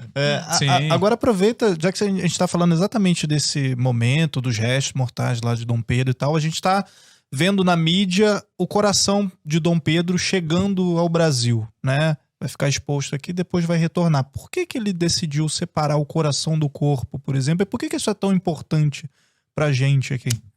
Assim, eu fiquei pensando, assim, né, o fato de o Brasil ter... Cada um tem uma opinião sobre isso, mas eu penso, assim, que não deveria ter sido tirado de lá por ser um desejo. Assim como eu penso que o corpo de Dom Pedro deve repousar no monumento do Ipiranga, porque era um desejo dele, assim também o coração dele não deveria sair da cidade do Porto, porque foi uma promessa dele. Dom Pedro, ele volta, né? Quando ele abdica do trono, em 1831, ele abdicou do trono do Brasil, depois de uma crise, né? Dom Pedro, ele era um pouco absolutista, então, ao mesmo tempo que ele deu Constituição, ele outorgou uma Constituição, a Constituição não foi promulgada aqui no Brasil, ele pegou a Constituição, reformulou e outorgou, né? Tanto é que os ingleses diziam que o Brasil tinha uma Constituição às avessas, né? Porque tinha o poder moderador. Mas, de fato, quando a gente olha para Dom Pedro II não fez mau uso desse poder moderador, ele usou realmente moderadamente, né, para usar aqui, né, até o pleonasmo aí, mas ele fez isso, ele foi muito moderado para fazer uso dessa atribuição, né? Dom Pedro I nem tanto, e quando ele entra numa situação já quase ingovernável, ele abdica do trono do Brasil, deixa Dom Pedro II, né, e volta a Portugal, vai a Portugal. Para quê? Para garantir o trono da sua filha, porque ele havia mandado a filha, Dom João VI morre em 1826, cria-se um impasse, os portugueses queriam que Dom Pedro voltasse e reunificasse tudo. Dom Pedro não queria fazer isso, porque iria tirar a autonomia do Brasil. Então ele manda a filha dele, Dona Maria da Glória, que era menor de idade, então um regente governou, né, era o cardeal patriarca de Lisboa, que foi o regente. Depois Dom Miguel vai fazer guerra contra a própria sobrinha, depois ele tenta casar à força com a própria sobrinha para usurpar o trono português, exercer um controle. E aí, enfim, Dom Pedro, então, vendo a situação do Brasil, ele soluciona o problema fazendo o quê? Voltando, ele abdica e volta para garantir o trono da filha. E ele vai dar combate ao irmão, as tropas miguelinas que perdem. Dom Pedro vence. Dom Pedro ele foi recebido efusivamente em Portugal como o príncipe jovem, o príncipe moderno, que criou a única monarquia das Américas, né? Tava tudo virando república aqui. Ele criou uma monarquia num território continental, ele deu Constituição, então o pessoal viu ele com certo entusiasmo, e ele foi muito bem recebido no Porto, né, numa dessas batalhas, e ele disse que ele desejava que o seu coração, ele falava, o meu coração pertence à cidade do Porto, e eu queria que o meu coração aqui repousasse. Então foi um desejo expresso de Dom Pedro, tanto é que assim que ele morreu com 36 anos de idade, o médico que fez a autópsia extraiu o coração de Dom Pedro, e o coração de Dom Pedro foi mandado, então, foi colocado num relicário e mandado para a Igreja da Lapa, onde ele foi colocado numa das paredes da Igreja da Lapa. Então, pessoalmente, né, eu, assim, achei até um pouco complicado, assim, esse pedido do Brasil de que o coração viesse, porque foi um desejo de Dom Pedro, que o coração ficasse lá. Né? O corpo, os restos já estão aqui. Então, acho que já está, assim, de bom tamanho, né? Nós termos os restos, e mais do que trazer o coração, é conhecer quem foi Dom Pedro. Eu acho que o mais importante é conhecer realmente a história do Brasil, porque a história do Brasil, ela é sonegada, ela é escondida. A gente fala muito sobre isso, né? Como a gente não aprende. Não se aprende. E aqui no Brasil, o que acontece? Quais são os grandes problemas, assim, o que eu vejo, assim, no ensino, no aprendizado de história? Por exemplo, aqui no Brasil, você ouve narrativas. E existe uma narrativa dominante, marxista, materialista, que ela olha por um único prisma. E aí você simplesmente silencia, você joga fora bons autores, fontes primárias, e você não cria na cabeça do estudante, por exemplo, numa escola, mesmo numa universidade. Eu fiz faculdade de história e na faculdade não foi diferente. Aliás, me deu um trabalho danado depois eu ter que refazer, porque eu comecei a perceber que tudo que eu tinha... eu falei, caramba, tudo que eu aprendi recortado. Tem aquela clássica, né, Tonon, do... Pô, eu acho que todo mundo que tá ouvindo a gente aprendeu essa nas escolas, que é as colônias de exploração e as Sim. colônias de povoamento. Eu queria que você falasse um pouquinho sobre isso, porque eles falam pega os Estados Unidos. Não, porque os ingleses chegaram lá e eles povoaram todo aquele local, foi diferente. Agora você pega os portugueses chegando no Brasil, não, isso aqui eles vieram para explorar, para tirar os recursos, para dar o espelhinho na mão do índio, para enganar os índios, para matar o índio e para levar tudo para Portugal. Foi assim mesmo, Então, para começar, essa caracterização de colônia de exploração de povoamento foi um historiador francês no século XIX que inventou isso aí. No século XVI, quando começou a colonização aqui no Brasil, não existia essa categoria de povoamento e exploração. É uma categoria mais recente, entendeu? Então, quer dizer, você está julgando o passado com uma categoria recente. Já começa o absurdo aí. Segundo, o pessoal vai falar assim, colônia de exploração, né? O Brasil foi explorado. Olha como o Brasil é pobre hoje, né? E isso é por conta dos portugueses. E eu, por exemplo, eu aprendi na escola que a culpa ainda era da Igreja Católica, porque os países católicos, onde eles colonizaram, eles empobreceram. Porque olha a colonização dos Estados Unidos, que foram os protestantes, olha que sucesso, né? Que foi lá economicamente. Que é outra coisa que não tem nada a ver. Olha o Suriname. O Suriname foi colonizado por protestantes, pô. Os mesmos protestantes holandeses que fundaram Manhattan, eles fundaram Suriname, que tem o IDH mais baixo da América. Né? É um país miserável, não tem saneamento básico. Não tem nada a ver com religião. Né? Então, quer dizer, isso não tem nada a ver com religião. Então, onde que está o nó da coisa? É a história comparada. A gente não aprende a estudar a história de maneira comparada. Se você quer saber se uma colonização é boa ou não, você tem que ver o que tinha de colonização na época. Vamos comparar. O que estava acontecendo no mundo ao mesmo tempo. Aí você compara, aí você vai ver. Quer ver uma coisa que o pessoal fala? Portugal só trouxe atraso para o Brasil. Né? 90%, até mais da população, era tudo analfabeto. Tá, só que na França também era assim, na Itália também era assim, na Inglaterra era pior ainda. Então, era só no Brasil que a população era analfabeta? Isso é em decorrência da colonização portuguesa. Não tem nada a ver isso aí, né? Quer dizer, é uma coisa... Então, quando você faz a história comparada, você vai ver... Com honestidade. Ou falam, às vezes, da higiene, né? A higiene era muito... Tá, mas os problemas de higiene, a contaminação, as mortes... Era só aqui no Brasil? Não era, Os franceses era tudo limpinho então, lá, né? Os franceses eram um primor, né? Então, Pois é, inclusive uma coisa que também aprendi na escola, e sempre é um comentário feito meio que de cantinho de boca, meio assim, eu sei algo que você não sabe. É assim, os holandeses estiveram no Brasil, estiveram em Pernambuco, grande Maurício de Nassau esteve lá. Tivesse a Holanda colonizado o Brasil, teria sido muito melhor e nós seríamos hoje uns Estados Unidos da vida. Teríamos mesmo ou não? Seria nada. Seria nada. Comenta conosco sobre Maurício de Nassau e essa colonização ali da Holanda e a expulsão dos holandeses, inclusive. Vamos fazer uma associação aqui que quase ninguém faz. O Quilombo de Palmares, né, que é visto como um símbolo de resistência, etc e tal, o Quilombo de Palmares, o maior crescimento do Quilombo de Palmares se deu durante a invasão holandesa. Por quê? Porque os negros... Eu não estou dizendo que a escravidão seja boa, ela nunca é boa. Ainda vamos entrar nessa pauta, porque ainda temos coisas para falar. A escravidão, ela nunca é boa. Só que a escravidão na mão dos holandeses era muito pior do que na mão dos portugueses. O que acontecia? A fuga de negros da mão dos holandeses era muito maior do que da mão dos portugueses. Então, Palmares encheu.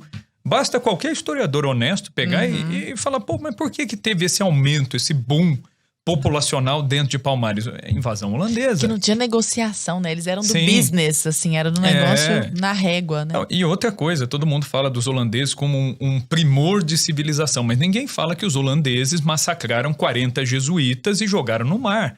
Os holandeses, quando vieram aqui para o Brasil, eles vieram com uma imposição religiosa, que aí o pessoal fala, os portugueses impunham a religião.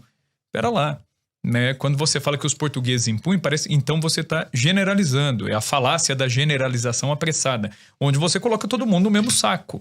Né? E isso não existe. Não existe. Aliás, você estudar qualquer coisa, nenhum fato histórico é totalmente bom ou totalmente ruim. Né? E aí o pessoal aqui no Brasil, nos livros didáticos, nos livros de propaganda, é sempre essa coisa binária. Ou é opressor ou é oprimido. Então não existe... Não, as relações, termo, né? As relações sociais não são assim. E outra, aí você pega a questão dos holandeses, eles foram muito mais impositivos em termos de religião.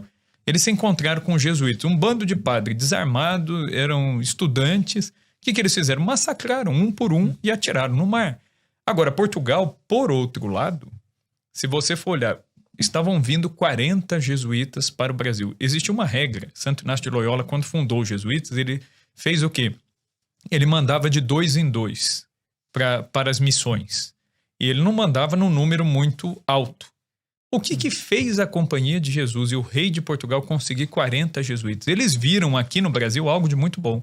Eles viram um potencial, inclusive no nosso povo, aqui a Carta de Pero Vaz de Caminha já fala disso. O Caminha fala da receptividade que eles tiveram dos indígenas. Então, você começa a comparar essas fontes, você fala, pô, mas o que eu aprendi não é assim.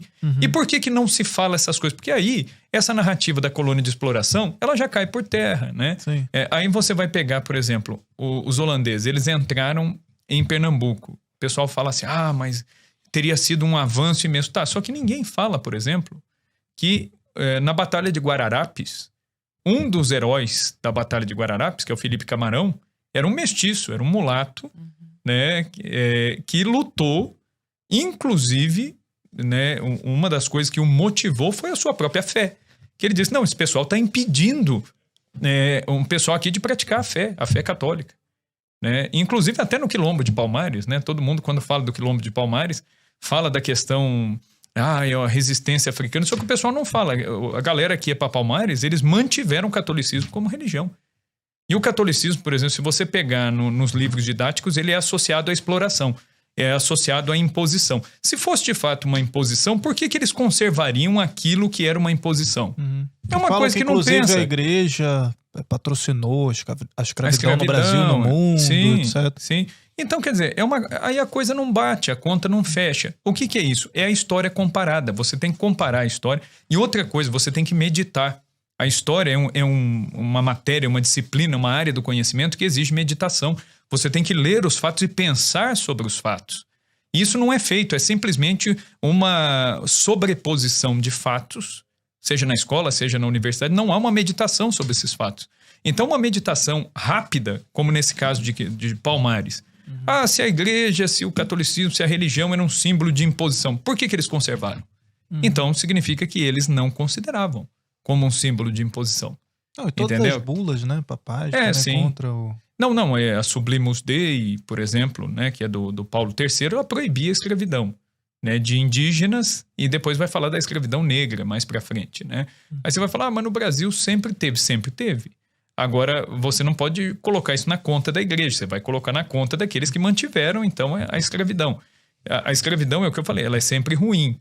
Só que o escravo português, ele sofreu muito menos do que os escravos de outros lugares. Isso é uma coisa que é muito interessante, tá? Também na minha pauta aqui pra gente. Eu não sei se você quer perguntar alguma coisa antes a respeito disso, mas... Eu queria falar de Guararapes, mas pode ficar pra depois também. Não, é bem com relação a isso que você tá falando, Tonon, dos escravos, por exemplo, aqui. Claro, escravidão é algo horrível, é uma mancha histórica absurda, né?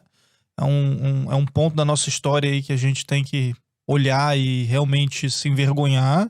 Mas a nossa escravidão ainda assim foi diferente de outros países. Você pega, por exemplo, uma escravidão americana, né? A questão dos bairros para negros, né? Você ter locais onde só podiam frequentar negros, locais só podiam frequentar brancos. A própria questão que ficou muito simbólica do bebedouro, né? Racial, aquela coisa toda. Isso não se deu aqui. Não. Né? E muito por conta da miscigenação, né? dos nossos povos. O Olavo até comenta muito a respeito disso, que foi uma das grandes conquistas do Brasil a nossa miscigenação. Eu queria que você falasse um pouco a respeito disso. Por que ela é tão importante, até nesse ponto aí, com relação à escravidão? É a tese do Gilberto Freire, que por isso ele é odiado, né? Que o Gilberto Freire, ele fala, o que deu força e o que deu a possibilidade de manutenção de um território continental como o Brasil foi a miscigenação. A miscigenação, ela foi uma força que adaptou e que criou um povo que absorveu 3 culturas básicas diferentes, né? Que é a cultura do índio. A colonização sem o índio não seria possível. Os portugueses, quando chegaram aqui, eles eram em 1500 portugueses, contra 10 milhões de índios, assim, né? Que era muito mais... A população indígena era gigantesca, perto da quantidade de portugueses.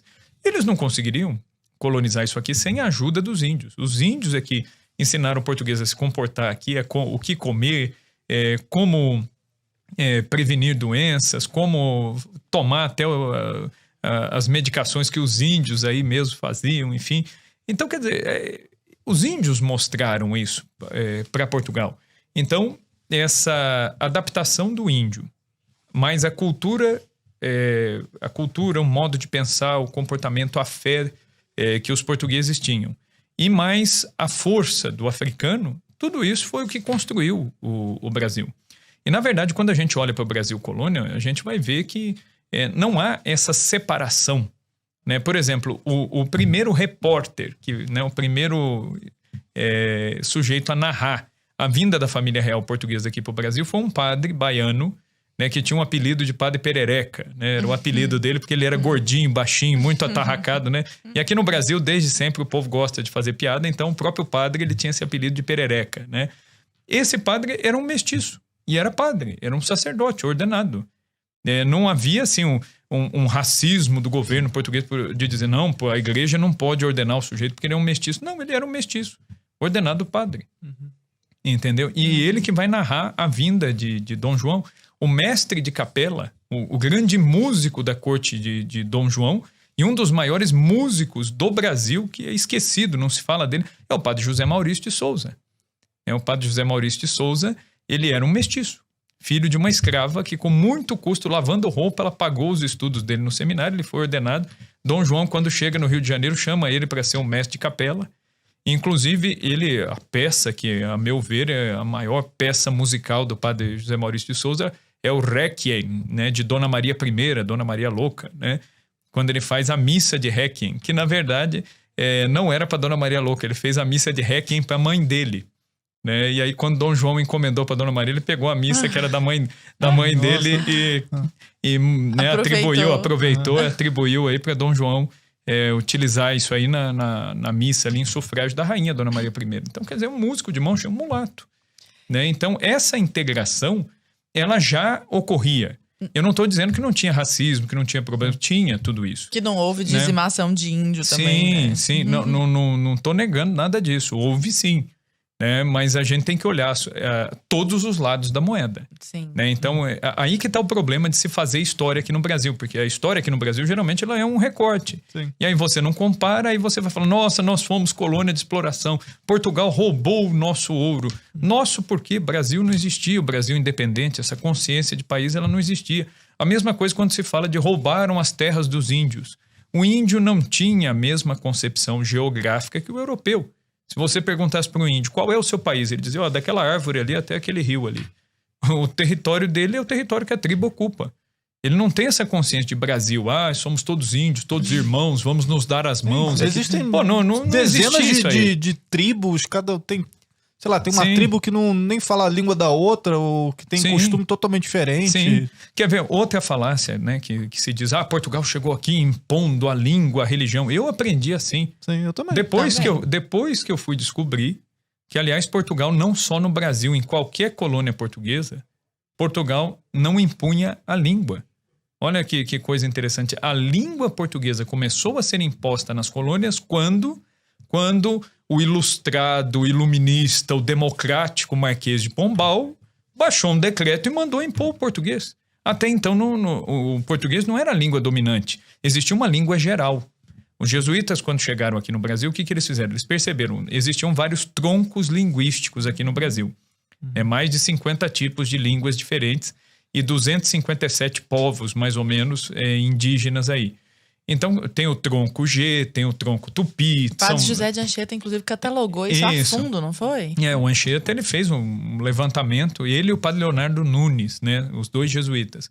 E aí o Anchieta, ele percebeu que o Tupi era a língua mais comum. A mãe ali, né? Que, assim, mesmo o índio, que às vezes não era daquela determinada tribo, ele conseguia entender e se comunicar. Então, o que o padre Anchieta fez? Ele percebeu, e ele que passou para o governo português, falou, olha, a língua que prevalece mais é essa. Então, ele compôs uma gramática, por quê? Porque era uma língua ágrafa. Eles não tinham escrita, não tinham... Então, o padre Anchieta, pelos fonemas ali, ele foi fazendo todo um trabalho ali de percepção, e compôs um vocabulário básico e compôs também uma gramática dessa língua. E essa língua prevaleceu, era a língua geral. Então dava-se catequese nessa língua, as aulas eram dadas em Guarani, assim, as pessoas conversavam. Olha, os bandeirantes portugueses, se a gente pegar os bandeirantes, o Domingos Jorge Velho, ele sabia falar Guarani, entendia português, mas falava muito mal português. O Domingos Jorge Velho nasceu já no Brasil, um mestiço.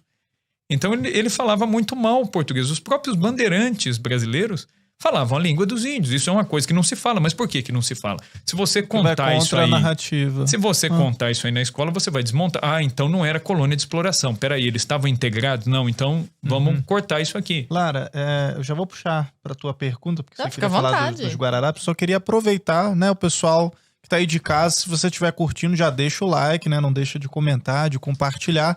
Eu vou puxar só um cortezinho do nosso... Série Brasil, só pra deixar um gostinho na galera que não é assinante da Brasil Paralelo, porque é só pra assinante, pessoal, Série Brasil. Então, vou pedir pra gente rodar aí um pequeno trecho da nossa Série Brasil. Roda aí.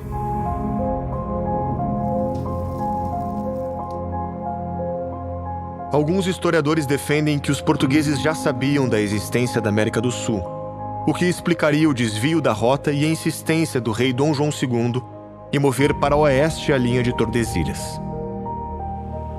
Outros defendem que o objetivo da jornada era estabelecer relações comerciais na Índia e que o desvio se dava por necessidade de navegação, fazendo da descoberta algo acidental. Mas na lógica portuguesa, isso a gente vai encontrar já na Carta de Pero Vaz de Caminha, não existe casualidade quando você acredita na providência. Então é um debate menor no sentido português de seu tempo. Porque um português fiel à tradição católica, ele não está se preocupando se ele chegou sem querer ou por querer. Ele acredita que está ali por um motivo e esse motivo é missionário. E esses elementos nós já encontramos na certidão de batismo, como muitas vezes é colocado assim, na Carta de Pero Vaz de Caminha. Como é que vocês acham que, de repente, um povo que na Idade Média lutou por 8 séculos contra o inimigo islâmico vai do nada se transformar num mercador? Só quero realizar comércio. Não faz o menor sentido.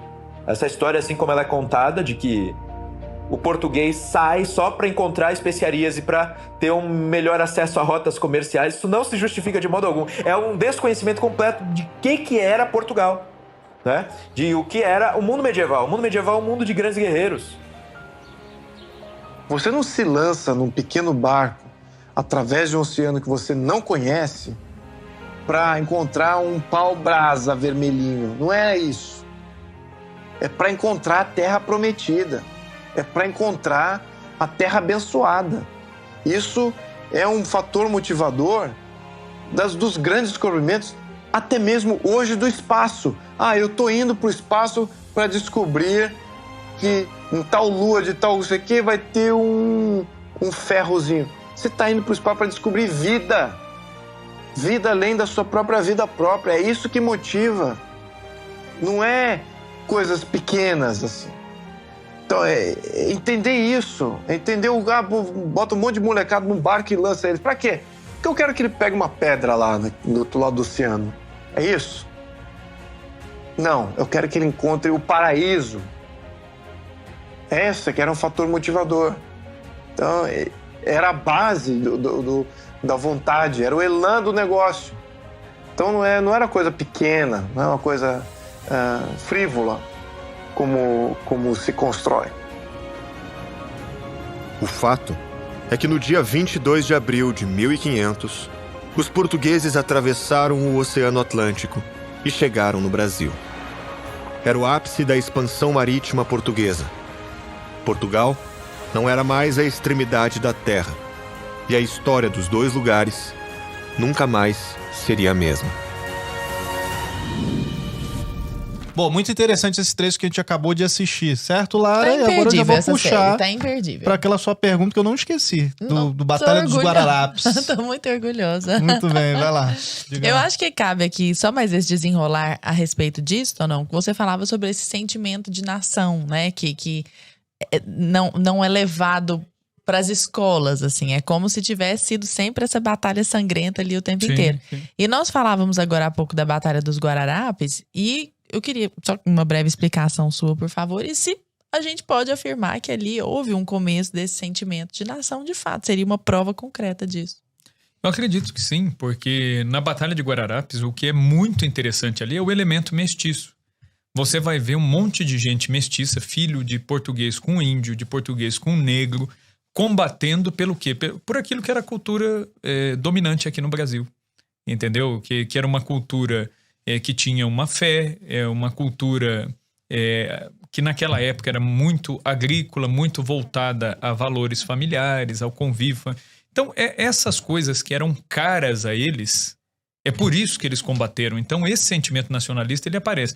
Agora, ele não foi imediatamente espalhado por todo o território. Então, por exemplo, mesmo mais tarde, né, quando vier a independência do Brasil, por exemplo, o Piauí, o Maranhão, a Bahia, o Ceará, são estados que não aderiram num primeiro momento, né, à independência. Então, Dom Pedro ele teve que fazer um trabalho assim, até de convencimento, né, para que essas pessoas quisessem se associar a essa causa de independência. Por quê? Porque esse sentimento de ligação a Portugal ainda era muito forte.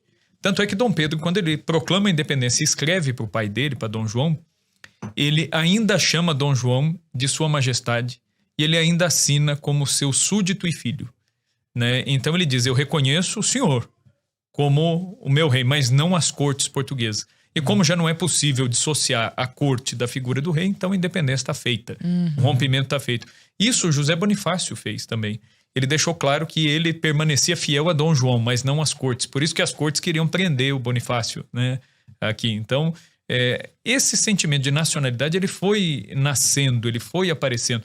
Agora, isso ele se perdeu por essas narrativas que foram se criando. E essas narrativas, sobretudo, da República em diante, que começaram a introduzir heróis criados, assim, são heróis arbitrários, né, que a República precisava, para se legitimar, criar uma narrativa, criar heróis e demonstrar a sua validade. E aí ela traz elementos que eram totalmente estranhos à própria identidade, à própria história do Brasil, a começar pela bandeira, né, que eles compuseram. Alguns heróis, rapidinho, assim, só pra gente... Tiradentes, por exemplo, assim. é um exemplo claro. Machado de Assis, na época que o Tiradentes foi levantado, alçado à posição de herói, Machado de Assis teceu uma crítica duríssima, isso dizendo, é um absurdo que vocês estão fazendo. Vocês estão pegando um sujeito, né, que foi condenado e que ninguém sabia se tinha morrido mesmo.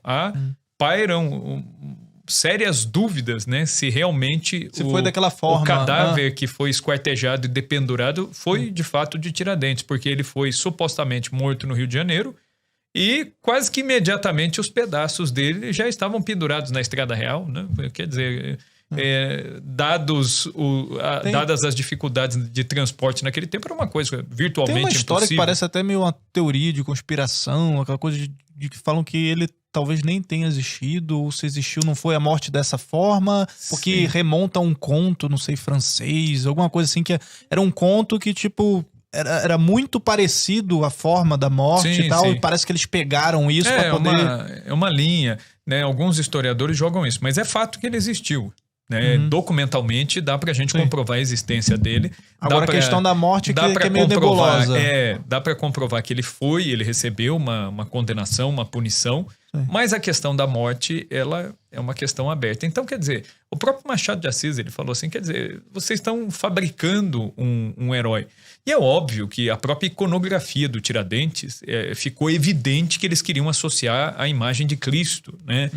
Porque é um Marte, Cristo que deu a vida pelos homens, Tiradentes que deu a vida pelo Brasil, pela liberdade. E, na verdade, Tiradentes nem queria a liberdade do Brasil mesmo. O que o Tiradentes queria era que o Brasil se fragmentasse numa porção de republiquetas, como aconteceu com a América Espanhola. A Inconfidência Mineira, aliás, do ponto de vista político, para Portugal, ela teve uma importância muito menor do que a Conjuração Baiana. A Conjuração Baiana, ela despertou muito mais o olhar das autoridades portuguesas, que ficaram muito mais amedrontados com a possibilidade de onde a Conjuração Baiana poderia desembocar do que a Conjuração Mineira. Conjuração Mineira, quase todo mundo foi perdoado, foi desterrado, mas tiveram penas alternativas. Depois Dom João perdoou, puderam retornar ao Brasil, alguns quiseram ficar lá em Portugal mesmo, etc. e tal. A Conjuração Baiana não, né? Os líderes foram mortos. Então a Conjuração Baiana, nesse sentido, ela representou um perigo muito maior. Então é uma fabricação de heróis. E mesmo a maneira como a proclamação da República se deu, enfim, é narrado como se fosse um fato heróico, mas não houve participação popular alguma. A população do Rio de Janeiro, né, os próprios jornalistas, né, narravam usando essa expressão, né, que a população assistiu bestializada o golpe republicano. Né? Muita gente pensou que era uma parada militar no Campo de Santana, era uma manobra, a família imperial estava em Petrópolis, e ainda cometeram uma gafe terrível, né? Que proclamaram a República, quando foram comunicar o imperador, chegaram e disseram, né, Sua Majestade, nós viemos comunicar. Né? Então, quer dizer, era uma coisa tão alienígena e assim, tão estranha à natureza política do Brasil, que os próprios republicanos estavam chamando o imperador de Sua Majestade. Quer dizer, Dom Pedro, o governo dele, enfim, teve problemas, teve defeitos, né? Nós não estamos aqui falando de alguém para canonizar, nós estamos falando de um personagem histórico concreto, com todos os problemas políticos e culturais do seu tempo. Mas Dom Pedro, indubitavelmente, o governo dele foi muito melhor do que os governos que se sucederam, né? Dom Pedro era um homem cultíssimo, era um cientista, era um homem que conhecia 23 idiomas, falava e lia em idiomas, inclusive mortos, né? Ele sabia ler. Amava o Brasil. Os hieróglifos egípcios. Ele foi o primeiro egiptólogo, foi o primeiro fotógrafo do Brasil, era um amante da ciência, amava o Brasil. Era um homem, assim, que viveu a vida pelo Brasil. Então, quer dizer, era muito melhor do que o que a gente vai ver depois. O próprio Rui Barbosa, ele vai dizer assim, né? E o Rui Barbosa era um republicano, né? E ele dizia assim, que ele se arrependia por ter defendido a República. Ele dizia justamente por quê? Porque o Brasil, ele saiu de uma casa legislativa, né? Referindo-se aos deputados brasileiros, na época do Império, dizendo, o Brasil saiu de uma casa de estadistas para uma praça de negócios. Então agora o que vigora não é mais o bem comum das futuras gerações, o que vigora são as próximas eleições. Sim. É quem vai estar no poder. E esse lance da República, né, versus monarquia, se a gente pensar do próprio ponto de vista de propriedade privada mesmo, né, do território, é muito melhor a gente pensar num ponto de vista monárquico, por exemplo, eu sou o imperador ali, né, eu sou o rei, eu vou deixar o Brasil ali para os meus descendentes. Então, sim, eu vou tender a cuidar melhor do território, porque é o meu filho que vai pegar aquilo lá, sim, né? Sim. Se você pensa de um ponto de vista puramente presidencialista da República atual, nossa, o cara só tá pensando na reeleição. Então ele vai ficar ali, ele vai ficar 4 anos, aí ele vai gastar os tubos para poder mostrar serviço, e aí na próxima eleição, tudo que eu fiz e tal, aí ele só vai pensar sempre na próxima eleição, sem se preocupar com a geração, com as consequências do que ele tá fazendo agora, porque o futuro, ele pode não estar mais no poder, né? E mesmo quando não tinha reeleição no Brasil, né? Você pode ver que a história do presidencialismo no Brasil era sempre um presidente querendo fazer o seu sucessor. Então, quer dizer, eu não vou estar no poder, mas eu tenho que ter alguém que... Então, quer dizer, você perde aquela ideia do Brasil como uma família. Sim, né? Em que o imperador, ele é uma espécie de peso moral, ele é o pai da nação, né? E Dom Pedro, ele se comportava assim, a gente, mesmo o Pedro I e depois o Pedro II, mais ainda, né? Até para culpar, era muito mais fácil culpar a família real, se fizesse alguma besteira, do que, sei lá, 500 e tantos deputados, você não sabe nem de onde veio. Sim. É muito mais difícil você controlar essa situação, né? O apoio popular ali, o levante popular contra a família real, se ela fizesse alguma besteira, era mais fácil até... nesse quesito do povo, né? E aqui no Brasil tem até uma história que eu gosto bastante, que é a história do lápis azul de Dom Pedro, né? Dom Pedro II, quando os deputados eram eleitos, né? Os deputados eram eleitos numa espécie de voto distrital aqui no Brasil. Então existia quais eram as instâncias de votação: a paróquia, a comarca, a província, e aí sim você chega até a Casa Legislativa, né? Que era a Câmara dos Deputados. Uhum. E aí é interessante que era uma espécie de voto distrital. Você vai elegendo quem vai escolher aí esses deputados. E sempre eles escolhiam 3 opções e Dom Pedro, então, ele definia dessas 3 opções qual seria o sujeito assim, mais digno de ocupar o cargo. E ele mandava fazer uma investigação assim, quase que uma devassa na vida do sujeito. Minuciosa. Minuciosa para ver o que né, esse cara pensava, o que ele fazia, qual era a trajetória dele. E ele usava vários critérios, né? Então, por exemplo, ele queria saber até como esse sujeito cuidava dos filhos. Porque ele dizia assim, um sujeito que ele não é capaz de cuidar dos próprios filhos, da própria casa, ele não vai pensar no bem comum. Né? Por que Tão básico, é né? básico, quer dizer, é o bom senso. Então é aquela noção de família mesmo que a monarquia trazia. E aí Dom Pedro, ele tinha um lápis azul. Tô me lembrando do Karl Marx, que teve filho que se suicidou. Mais de um. Pediu pro Engels assumir a paternidade do filho dele com a empregada, enfim, né? Por aí vai. E aí Dom Pedro, o que ele fazia? Desses 3 nomes, ele sempre riscava 2 com lápis azul. Os que estavam riscados com lápis azul, o primeiro-ministro já sabia, esses são os inaptos. Então, quando a monarquia cai, um dos primeiros ministros, né, que foram primeiros ministros de Dom Pedro, vai dizer, né, que falta faz o lápis azul do imperador. Né, porque no sistema presidencialista já não há mais esse critério moral para a escolha de quem vai estar lá. E o próprio imperador, né, o Dom Pedro, ele... numa determinada ocasião, ele descobriu que tinha um dos dragões, né, da Guarda Real que haviam assistido à independência do Brasil, estava vivo em Campinas. Ele descobriu que esse soldado morava em Campinas e ele foi.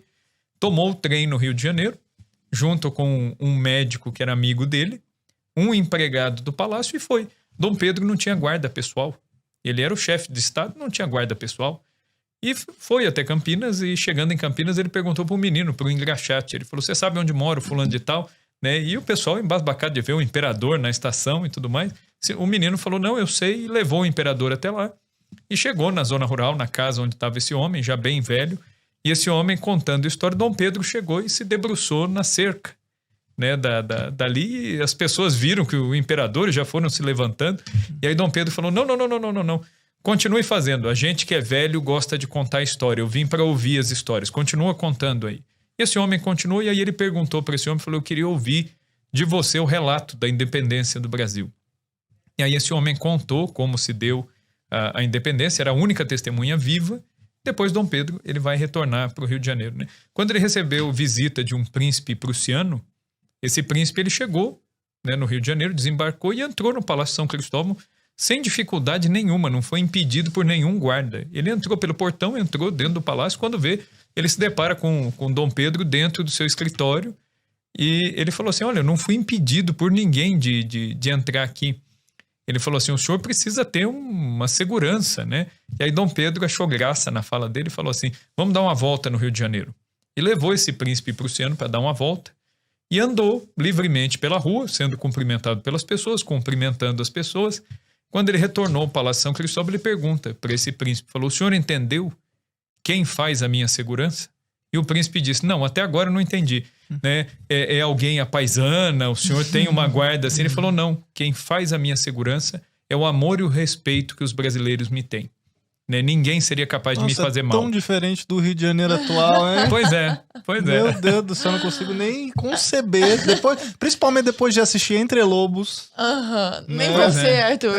Já tem até um tempo que eu não vou no Rio de Janeiro, minha mãe deve estar com saudade de mim. Entendeu? Porque eu assisti Entre Lobos, eu fiquei meio...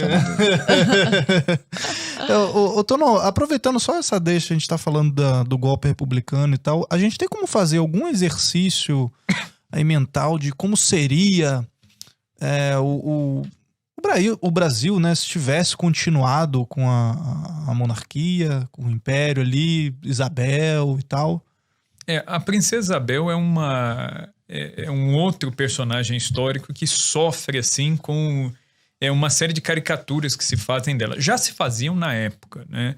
A princesa Isabel ela era apresentada como uma carola, uma mulher fraca, de um gênio extremamente manipulável, casada com um francês que mandaria no Brasil, etc. Então, já na época dela existiam esses preconceitos em relação a ela. As charges de jornal não perdoavam já na época, mas a Isabel, né, a pessoa da princesa Isabel era muito diferente de tudo isso que é apresentado, né? Se nós pegarmos os relatos mesmo, né, tem um trabalho muito bom feito pelo historiador Bruno Cerqueira e a Fátima Argon, que é um livro chamado Alegrias e Tristezas. São documentos mesmo, e trazem documentos inéditos, inclusive da fase do exílio da princesa Isabel, e inclusive relatos dos empregados da princesa Isabel, que mostram uma Isabel de um gênio muito forte, de um gênio muito impositivo, né? Muito diferente do Conde D, né? Que o pessoal caricaturizava dizendo que ela ia obedecer ao marido e tal, né? Parece que é o contrário ali, porque ela tinha um gênio muito mais forte. O Conde D era muito mais tranquilo, muito mais dócil até do que a mulher, né? E isso se reflete um pouco porque Dom Pedro, embora ele fosse muito calmo, ele era muito firme. Ele conservava ali as duas coisas.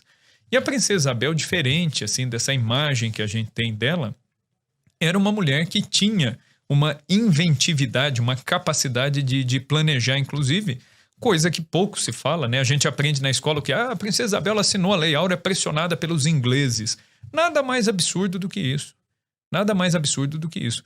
Basta a gente ver a questão Christie no Brasil, quando Dom Pedro II rompeu relações diplomáticas com a Inglaterra e a Rainha Vitória do Reino Unido, se desculpou com o imperador do Brasil.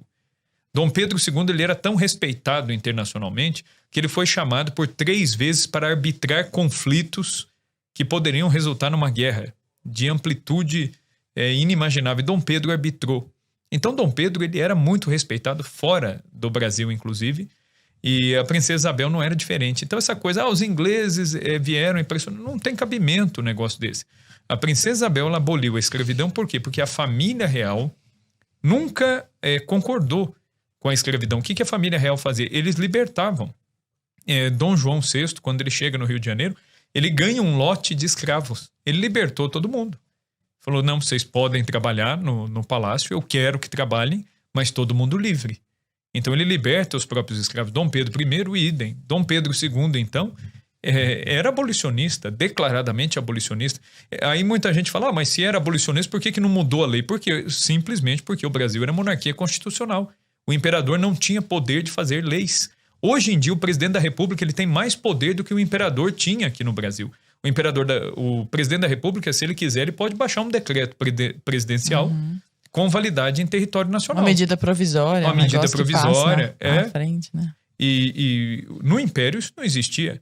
O que existia? Era o discurso do imperador para o parlamento, sempre no mês de março e depois no mês de dezembro, onde o imperador colocava as linhas daquilo que ele queria. Ele traçava o destino da nação, mas isso não significava que os deputados iam obedecê-lo.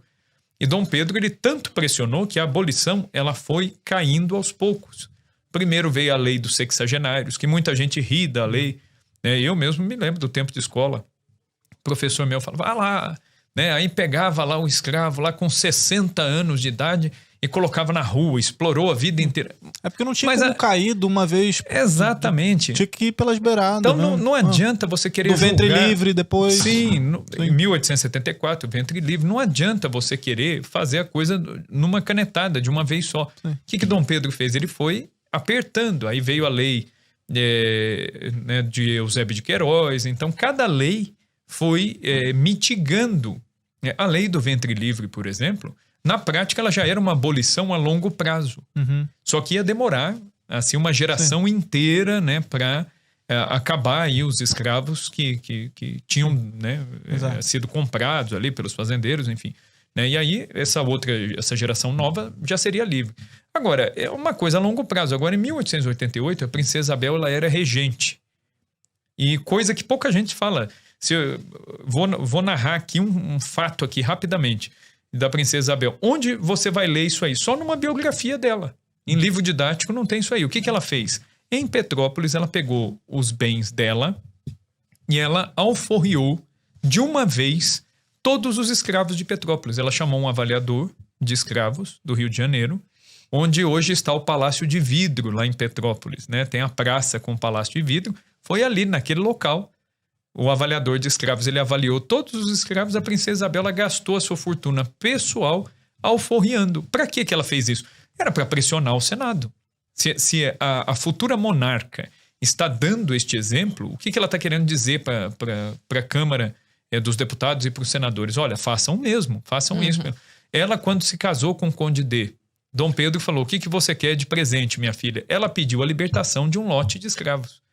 Ela falou, eu quero a libertação de alguns escravos. A princesa Isabel, quando ela visita a Aparecida, ela era estéril, vai a Aparecida rezar diante de Nossa Senhora Aparecida pedindo a graça de ter filhos. O que ela faz? Subindo a ladeira do Monte Carmelo, vem um escravo e pede clemência. Ele pede a libertação. A princesa Isabel aboliu. Ela libertou aquele escravo ali naquele momento, antes de entrar na igreja, na Basílica Velha. Ela libertou esse escravo, que anos depois veio beijar a mão da princesa para agradecer a sua libertação. Do Cristo Redentor, né? Tem... Sim. Então, ela já tinha isso, a família real tinha essa questão. E aí Dom Pedro fica doente, em 1888. A história das camélias também, Sim. né? Que ela utilizava, as camélias, né? Como no vestido, símbolo, na né? lapela. Que é um símbolo abolicionista. O fato de a princesa Isabel, num dos bailes da corte, quando ela se torna regente, vários nobres vêm tirá-la para dançar, ela se recusa, e quem vem tirá-la para dançar, e ela dança a noite inteira, o André Rebouças, que era um negro. Era um negro, filho de escravos, alforriado, ela dança com Rebouças. Foi um escândalo, porque os fazendeiros disseram, ela recusa a elite para dançar com um negro. Então, quer dizer, o recado já estava dado. E a princesa Isabel, ela sabia a dosagem disso aí. E aí, quando ela assina, a 3 de maio de 88, o barão de Cotegipe, que era um opositor da princesa Isabel, ela vai dizer para o barão de Cotegipe, né? Vede, barão, que a alegria tomou conta do meu povo. E aí o que o barão de Cotegipe diz para ela? Falou, Sua Majestade acabou de libertar um povo, mas também acabou de perder o trono, né? Porque ele sabia que a elite ia retirar o apoio do império. E aí o que ela responde? Se 1000 tronos eu tivesse pela vida dos negros, 1000 tronos eu daria. Imediatamente a notícia corre o mundo. Dom Pedro II estava doente, quase morrendo, né? Estava em Milão. Quando chegam os jornais com a notícia de que a escravidão havia caído no Brasil, Dom Pedro melhora. Ele melhorou de saúde. Ele mesmo dizia que ele foi curado pela notícia, né? Que ele ficou tão feliz que ele se recuperou, voltou, retomou o trono no Brasil. O Papa Leão XIII, na época, condecorou a princesa Isabel. Foi a única brasileira a receber do Papa a Rosa de Ouro, que era uma condecoração que era dada aos monarcas, aos reis, que faziam um grande trabalho em prol dos direitos humanos. E a princesa Isabel foi a única brasileira a ser reconhecida com a Rosa de Ouro, que hoje está no Museu de Arte Sacra lá do Rio de Janeiro. A família real doou para o museu. Então a princesa Isabel ela recebeu esse reconhecimento internacional, mas ela sabia que era questão de tempo para que o trono caísse. A princesa Isabel ela tinha um projeto para integrar os negros na indústria, não teve tempo de fazer isso. E ela tinha também a ideia de emancipar. Fala muito disso, da integração. Porque caiu a escravidão, mas pô, os negros estavam lá, como é que eles iam voltar pro mercado de trabalho? E aí, tipo, isso só perpetuou. Sim. Só que o José do Patrocínio, que era também negro, filho de escravos, né? O José do Patrocínio, que era um jornalista na época, e ele era republicano, era contra a monarquia, e ele mudou de lado. Quando a princesa aboliu a escravidão, ele se apresentou para beijar a mão da princesa, e ele que a chamou pela primeira vez de a Redentora. Então, o apelido, né, de Isabel a Redentora vem do José do Patrocínio.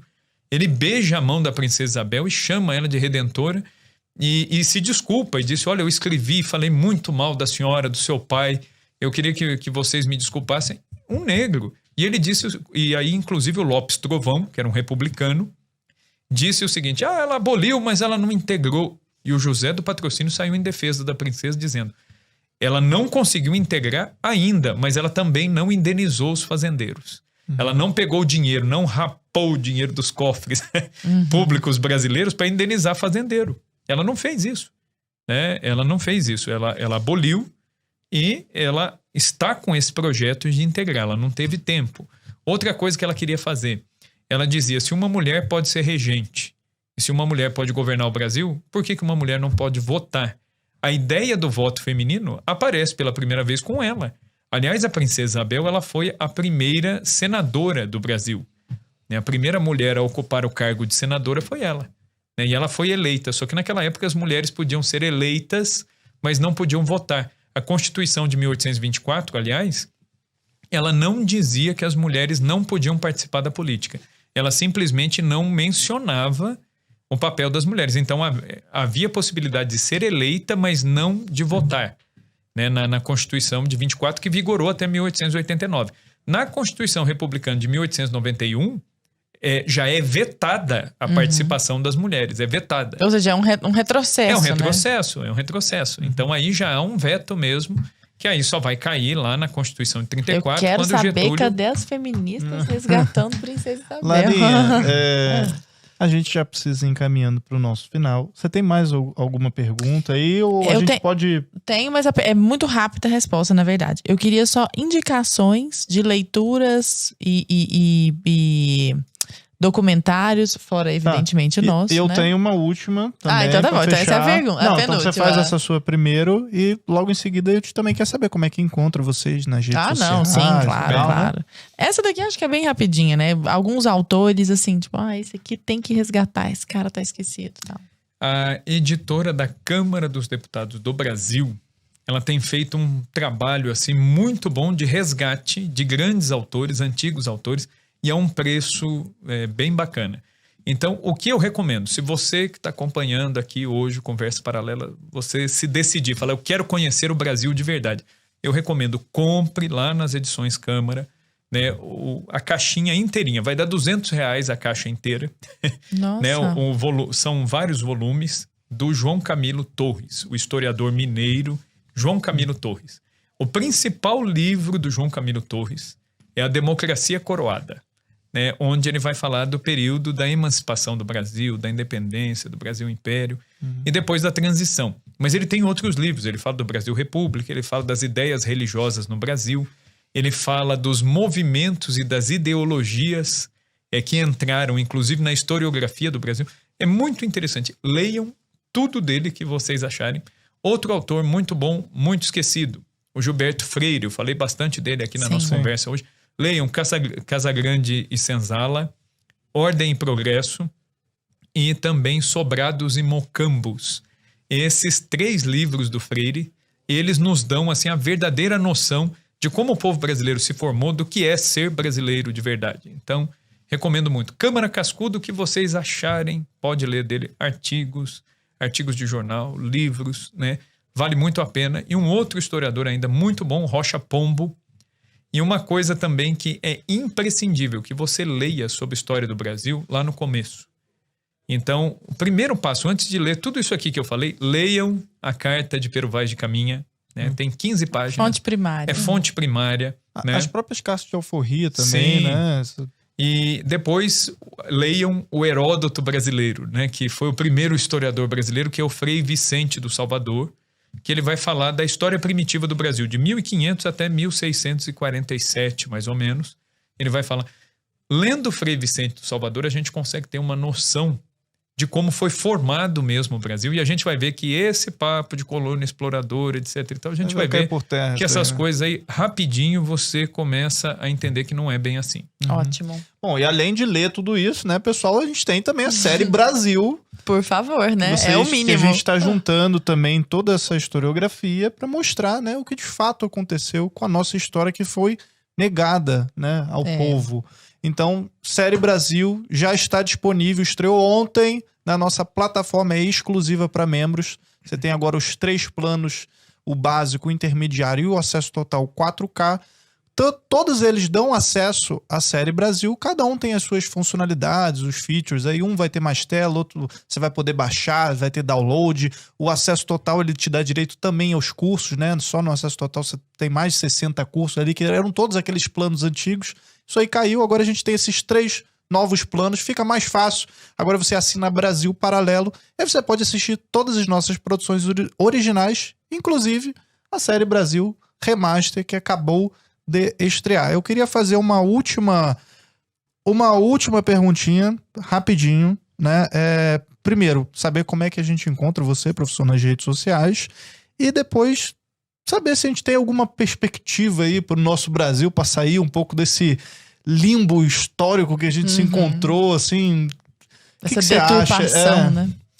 Eu acredito que o primeiro passo é procurar bons autores. Aí você pode me perguntar, mas como que eu vou distinguir um bom autor de um mau autor? É simples. Se você vai ler um livro de divulgação ou uma obra histórica que repete jargões. Ah, os portugueses roubaram o nosso ouro, o Brasil era colônia de exploração. Isso tudo é jargão.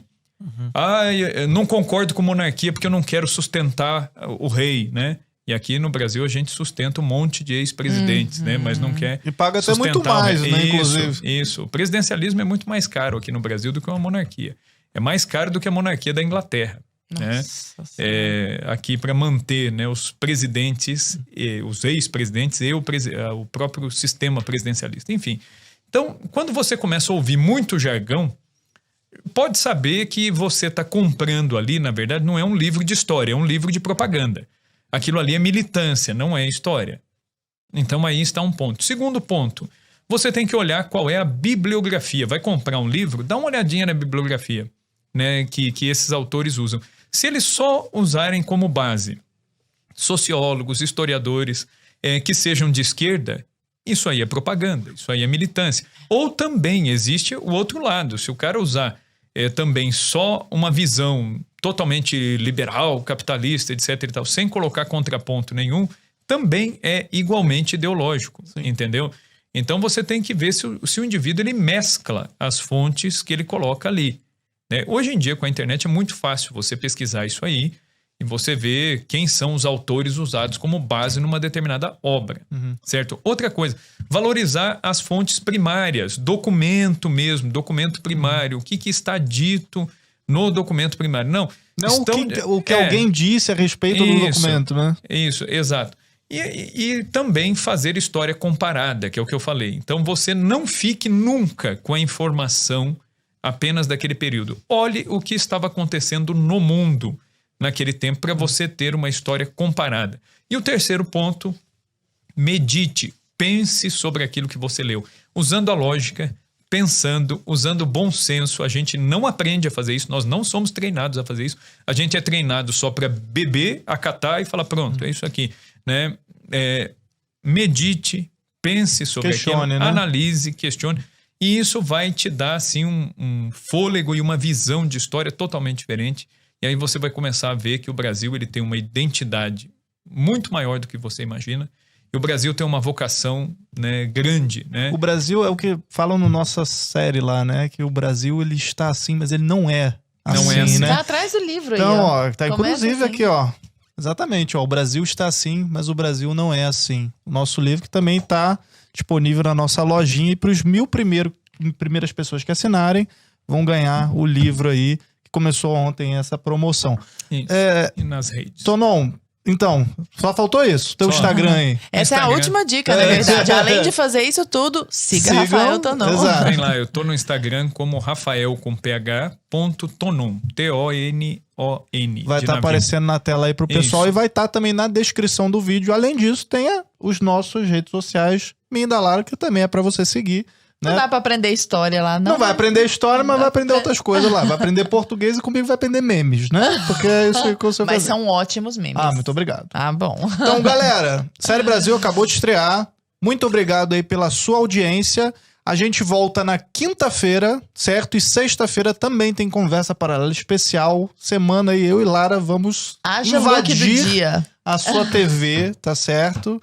Tamo junto. E até quinta-feira. Obrigada, Rafa. Até a próxima. Até. Tchau, tchau. Tchau, gente.